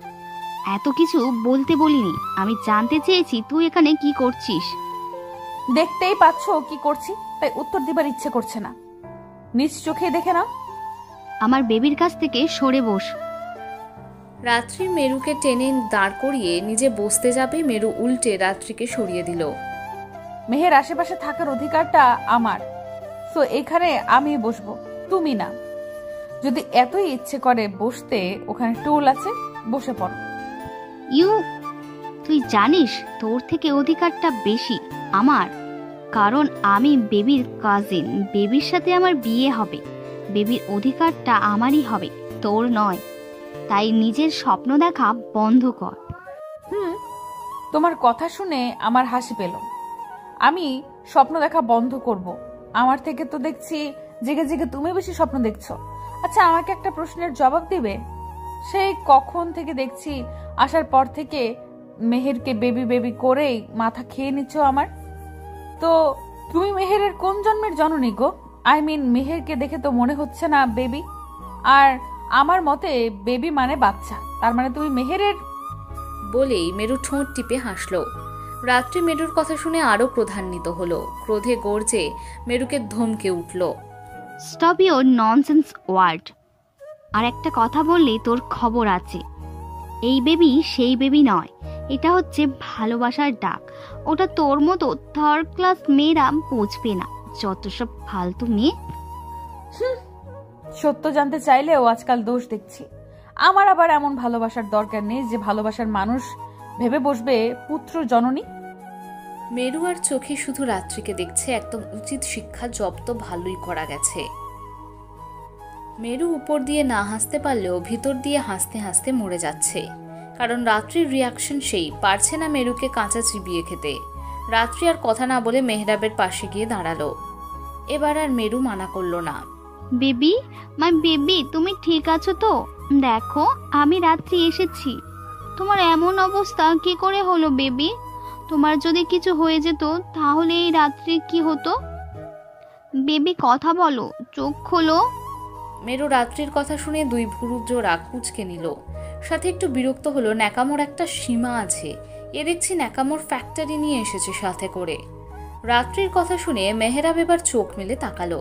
রাত্রি দাঁড়িয়ে ন্যাকামো কান্না কাঁদছে। মেহেরাব কিছু বলল না। পাশ থেকে মেরুই বলে উঠল, এমন অবস্থার জন্য আপনার ভাই অপরাধী। রাত্রি মেরুর দিকে চাইল।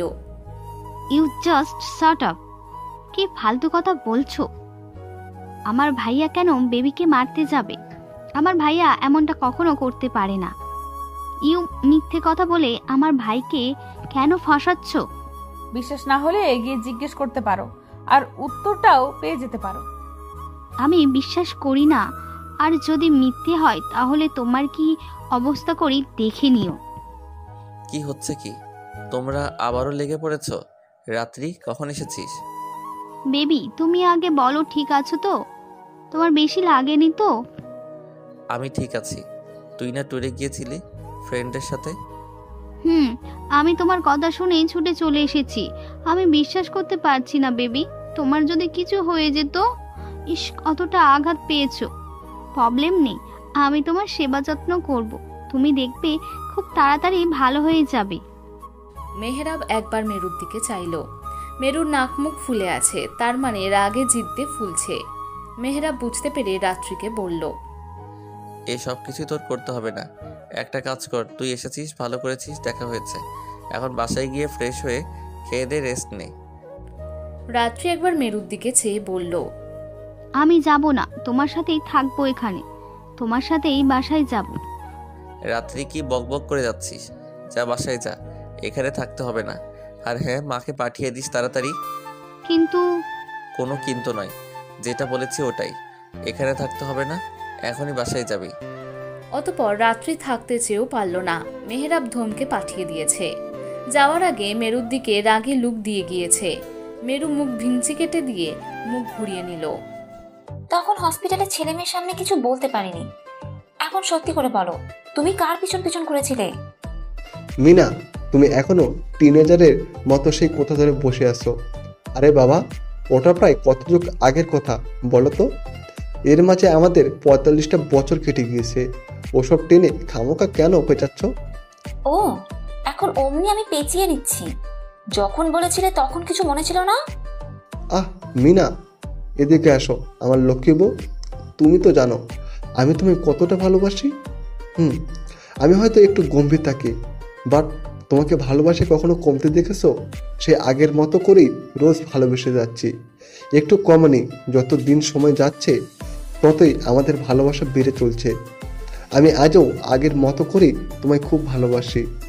ইকবাল আবেগ নিয়ে তাহমিনাকে কাছে টেনে কথাগুলো বলল। তাহমিনা স্বামীর নরম কণ্ঠে আবেগ মাখা কথার সংস্পর্শে রাগ গলে পানি হয়ে গেল।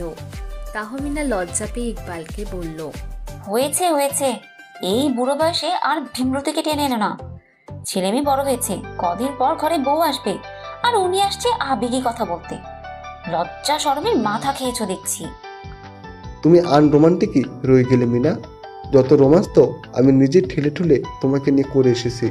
তুমি জানো, বুড়ো বয়সের প্রেম আরো বেশি মধুর হয়। ভালোবাসায় কখনো বয়স লাগে না। তুমি বুড়ো হবে, কিন্তু তোমার ভেতরে আত্মা কখনো বুড়ো হবে না। তার যৌবন সেই কুচি থেকে যাবে। মৃত্যুর আগ অব্দি ফুটন্ত পদ্ম কলির মতোই ভালোবাসা সতেজ থাকে, বুঝলে মিনা? মাঝে মাঝে সত্যিই তোমাকে দেখে বুঝে উঠতে পারি না আমি। ছেলে বড় হয়েছে, এখন ছেলেটার বুঝো বড় বয়সে প্রেম প্রেম করলে পরে দেখবে ছেলে মেয়েদের কাছে মান সম্মান হারিয়ে লজ্জার সম্মুখীন হতে হবে। আচ্ছা বাবা, এখন বলো কি বলবে। আজ রেড ফেয়ারিকে দেখলে না? ওকে তোমার কেমন লেগেছে? আরে মিষ্টি মেয়ে, খুব সুন্দর, তোমার মতোই চঞ্চল মেয়েটি। আমি ভাবছি কি জানো, রেড ফেয়ারি আর মেহের দুজন দুজনকে ভালোবাসে। তাই চাচ্ছিলাম কি তাহরিনার সাথে কথা বলবো ওদের বিয়ের ব্যাপারে। আমি চাই খুব দ্রুত এই বাড়ির বউ করে আনতে। তুমি কি বলো? তা ঠিক আছে, কিন্তু তুমি কি ভুলে যাচ্ছ রাত্রি মেহেরাবকে ভালোবাসে, আর আমি চেয়েছি রাত্রিকে এবারের বউ করে আনতে। চুপ করো তো তুমি। আমি চাই না রাত্রি আমার ছেলের জীবনে আসুক। আমার ছেলে কখনো সুখী হবে না। আমার ঘরে লক্ষ্মী চাই। রাত্রি ভালো, আমি বলছি না খারাপ, কিন্তু এই বাড়ির বউ হওয়ার জন্য উপযুক্ত নয়। তুমি কি ভুলে যাচ্ছ তোমার ভাই এই সম্পত্তি ভোগ করতে যাচ্ছে? মিনা, তুমি যেমনটা ভাবছো ঠিক ওভাবে নাও হতে পারে। হাসান হয়তো আগের মতো নেই, পাল্টে গিয়েছে। আচ্ছা, তোমার যেটা ভালো মনে হয় আমি ওটাতেই রাজি। তাহমিনা খুশি হয়ে গেল। তাহলে মেহের বাবা সুস্থ হতে হতে আমরা সব কিছু বিয়ের বন্দোবস্ত করে ফেলি। কালই যাব, তার আগে তাহরিনাকে ফোন দিয়ে জানিয়ে দিচ্ছি। সেই করো। তুমি হসপিটালে কখন যাবে? এই ধরো কিছুক্ষণ পর। রেড ফেয়ারিকে রেখে এসেছি, তাই একটু লেট করেই যাই। ঠিক আছে। ইকবাল কাজে চলে গেল, তাহমিনা রান্নাঘরে চলে গেল। রাত্রি হনহন করে তেজ নিয়ে বাড়ির ভেতর ঢুকলো। ওর রাগে সারা শরীর শিরশির করে উঠছে। এটাই ভেবে যাচ্ছে মেরু তার থেকে তার বেবিকে কেড়ে নিচ্ছে। এটা যেন রাত্রির কিছুতেই সহ্য হচ্ছে না। রাত্রি পারছে না সবকিছু ভেঙে ফেলতে। শত চেষ্টা করেও মেহরাবের কাছে সে থাকতে পারল না। আবার আসার সময় মেরু তাকে মুখ ভেঙচি দিয়েছে। ইচ্ছে তো করছিল মুখ ভেঙে দিতে, শুধু মেহরাবের জন্য নিজের রাগকে দমিয়ে রেখেছিল রাত্রি। রাত্রি নিজের মনে বকবক করতে করতে তাহমিনার সামনে পড়ল। তাহমিনা রাত্রিকে দেখতে পেয়ে জিজ্ঞেস করলো, হ্যাঁ রে রাত্রি, তুই এই সময় কখন আসলি? এত তাড়াতাড়ি তোর ট্যুর শেষ হয়ে গেল? ও বড় আম্মু, আমি বেবির জন্যই চলে এসেছি। তোমার সাথে পরে কথা বলবো। মন মেজাজ বিগড়ে আছে। আগে বলো, ভাইয়া কি বাসাতেই আছে? ওর রুমেই আছে, হয়তো ঘুমাচ্ছে। কি হয়েছে আমাকে বল, কেউ কিছু বলেছে? এমনি, আমি পরে কথা বলবো তোমার সাথে। মেহেরাব বাবার সাথে দেখা করে এসেছিস? বড় আম্মু, তুমি ওই ব্লাডি মেয়েকে দেখেছো? আমার বেবির কাছে কেন আসতে দিলে? ওকে ফিরিয়ে কেন দিলে না? কার কথা বলছিস তুই? ওই মেয়েটা, মেরু নাম। ও আচ্ছা, রেড ফেয়ারের কথা বলছিস? ও তো ভারী মিষ্টি মেয়ে।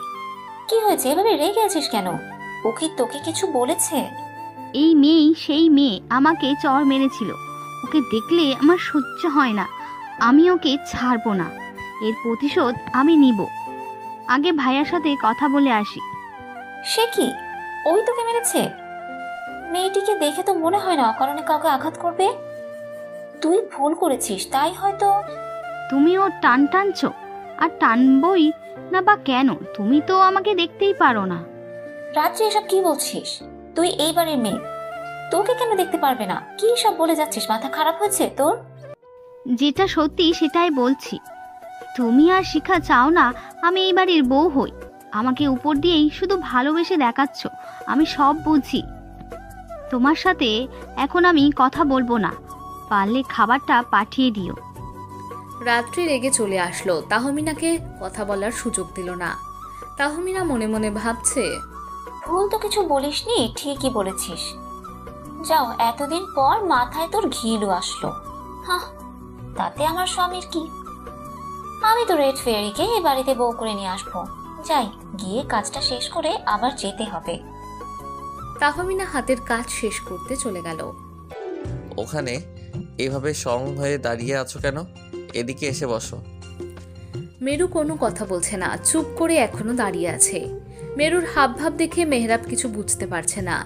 রাত্রি যাবার পর থেকেই এভাবে মূর্তির মতো স্ট্যাচু হয়ে আছে। না কিছু বলছে, না মেহরাবের কথায় সাড়া দিচ্ছে। মেহরাব ভুরু কুচকে আবার জিজ্ঞেস করলো, মেরুন, আমি তোমাকে কিছু বলছি, তুই শুনতে পাওনি? এদিকে আসো। আমার কিন্তু এখন রাগ উঠে যাচ্ছে। তুমি জানো আমি অসুস্থ, আমার মাথায় প্রেশার পড়ছে। তুমি কি চাও আমি উত্তেজিত হই? এতক্ষণ পর মেরু মুখ খুলল। তা আমি কি বলছি? আপনি কথা বলুন, আপনি রাগ দেখান। আমি চুপ করে আছি, আপনার ভালো লাগছে না? একদম কথা বলবেন না বলে দিলাম। বাপ্পা, এতটা রাগ হঠাৎ করে? কি হয়েছে?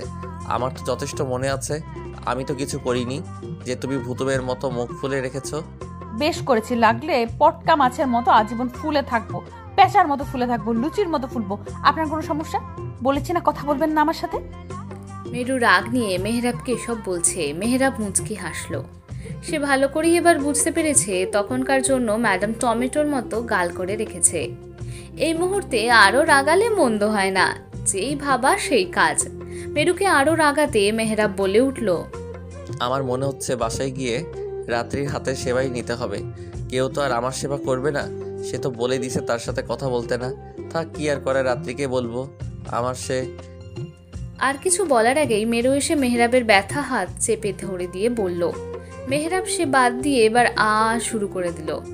খুব শখ হচ্ছে ওই ডাইনির হাতে সেবা খাওয়ার, তাই না? খুব শখ, একদম শখ মিটিয়ে দেব। আমি মামুনিকে বলে রাখবো আপনার ঘরের সামনে যেন পাহারাদার রাখা হয়। ওই চুন্নিকে দিয়ে আমার একটুও বিশ্বাস হয় না, কখন যেন সত্যি সত্যি আপনার সেবা করতে কাছে চলে আসে। আর আপনি তো 1 নাম্বার লুচু, মেয়েদের ছোঁয়া পেলেই সুসুর করে দৌড় দিবেন। আমি মনে হয় বুঝি না। মেরুন, আগে তো আমার হাতটা ছাড়ো, আর কতক্ষণ এভাবে ধরে ব্যথা দিবে? আউচ! মেরু হাত ছেড়ে সোজা হয়ে বসলো।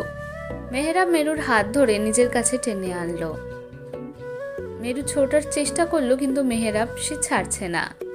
আমি লুচু? আমি মেয়েদের কাছে সুরসুর করে চলে যাই? Like seriously? আমাকে তুমি এতদিনে এই চিনেছ? সে যাই বলো, আমার কিন্তু তোমার কাছে আসতে বেশ লাগে। তোমার নরম তুলোর মতো হাত, স্ট্রবেরির মতো ঠোঁট, টমেটোর মতো গাল, হরিণীর মতো ডাগর ডাগর চোখ, সব কিছুই যেন স্পর্শ করলে আমার ভিতরটায় শিরশির করে ঠান্ডা স্রোত বয়ে যায়। ইচ্ছে করে এই ঠোঁটে অনন্তকাল ডুবে থাকি, ওই গহীন আঁখিতে জনম জনম চেয়ে জীবন পার করি। এই গালগুলোকে টমেটোর মতো খেয়ে ফেলি। এত সুন্দর কেন হলে তুমি? তোমাকে দেখার পর থেকে যেন আমি অন্য নারীর দিকে ফিরে তাকাতে সাহস পাই না। মন বলে তোর হৃদয়েতেই যার বসবাস, তার দিকে জনমভর চেয়ে থাক। অন্য নারীদের দিকে তাকালে তোর চোখ তোর লগে থাকবে না, হয়তো সে সূচ দিয়ে উঠিয়ে গরম জলে ধুয়ে দিবে।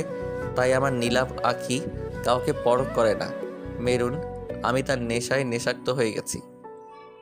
অন্য নারীদের স্পর্শ এই মেহরাবের প্রয়োজন নেই। শুধু একজনের নরম হাতের ছোঁয়া পেলেই জীবন সার্থক, বুঝলে আমার ভূত নিরানি? মেরু কথা বলছে না ঠিকই, কিন্তু থরথর করে কাঁপছে। কারণ এতটাই মেহরাব মেরুর ঘাড়ে থুতনি ঠেকিয়ে এসব কথাগুলো বলে গিয়েছে, যার জন্য মেরু শরীরে কারেন্টের মতো শক খেয়ে যাচ্ছে।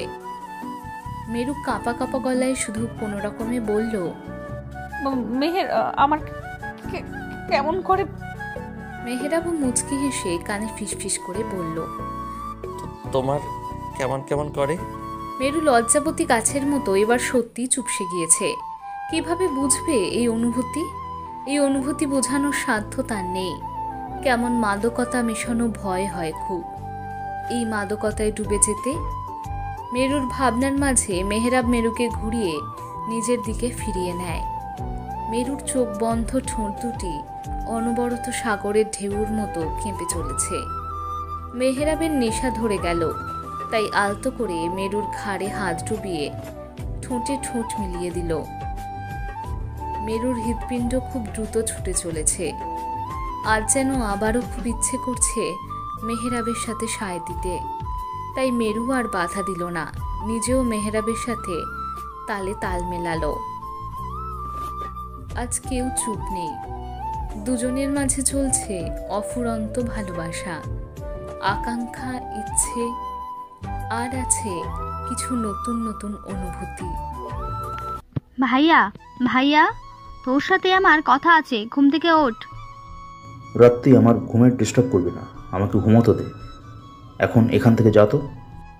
আগে আমার কথা শুনবি, তারপর যা ইচ্ছে তাই করিস। রাত্রি হিমেলকে জোর করে শোয়া থেকে উঠিয়ে দিল। হিমেল রাগ নিয়ে রাত্রির দিকে চাইল। চোখ গরম পরে দিবি, আগে বলো বেবিকে মারার চেষ্টা কেন করেছো? ওর গাড়ির ব্রেক ফেল কেন করিয়েছো? উত্তর দাও। হিমেল গা ছাড়া ভাব নিয়ে বলল, তোকে কে বলেছে এসব আমি করেছি? আমি কেন মেহরাবকে মারতে যাব? মিথ্যে বলো না, সত্যি করে বলো ওর অ্যাক্সিডেন্ট তুমিই করিয়েছো, তাই না? আমি কিভাবে বলবো? আমাকে কেন বলছিস? শুনে রাখো, আজ যা করেছো ফাদার সামনে যদি কখনো আমার বেবিকে ভুলেও মারার চেষ্টা করেছো, তাহলে আমি ভুলে যাব তুমি আমার ভাই। তখন তোমার সাথে আমার খুব বড় লড়াই হবে, বুঝে নিও। ভুলে যাস না আমি কে। আর কি বললি? মেহরাবকে মারার চেষ্টা? হুম, করেছি আমি। ওর অ্যাক্সিডেন্ট, পারলে আরও করব। ওকে ধ্বংস করে আমি নিস্তার নেব। তুই কি করবি রে? তোকে তো 16 আনা দিয়েও পাত্তা দেয় না, আর ওর জন্য আমার সাথে লড়তে এসেছিস? আমি তোর বড় ভাই, আমার সাথে কথা বলতে আসলে বুঝে শুনে কথা বলবি। এখন এখান থেকে যা, নয়তো আরও কয়টা চড় তোর গালে পড়বে। ভালো করলে না আমার গায়ে হাত তুলে। আমিও তোমার বোন, রক্ত যেমন তোমার গরম ঠিক তেমন আমারও গরম। আমার মেহরাবের গায়ে আর একটি টোকা দিয়ে দেখো, আমি ধ্বংস করে দিব সব। মনে রেখো, গট ইট? রাত্রি হনহন করে রুম ত্যাগ করলো। এদিকে হিমেল রাগে জেদে দেওয়ালে ঘুষি দিল। ছোট্ট বোন খুব আদরের, এই বোনকে আজ ওই হারামির জন্য চড় মারতে হয়েছে। ওকে ছাড়বো না। আমার বোনের মাথাটা একদম খেয়ে নিয়েছে। আমার বোনের সাথে শত্রু খেলায় নামিয়েছিস।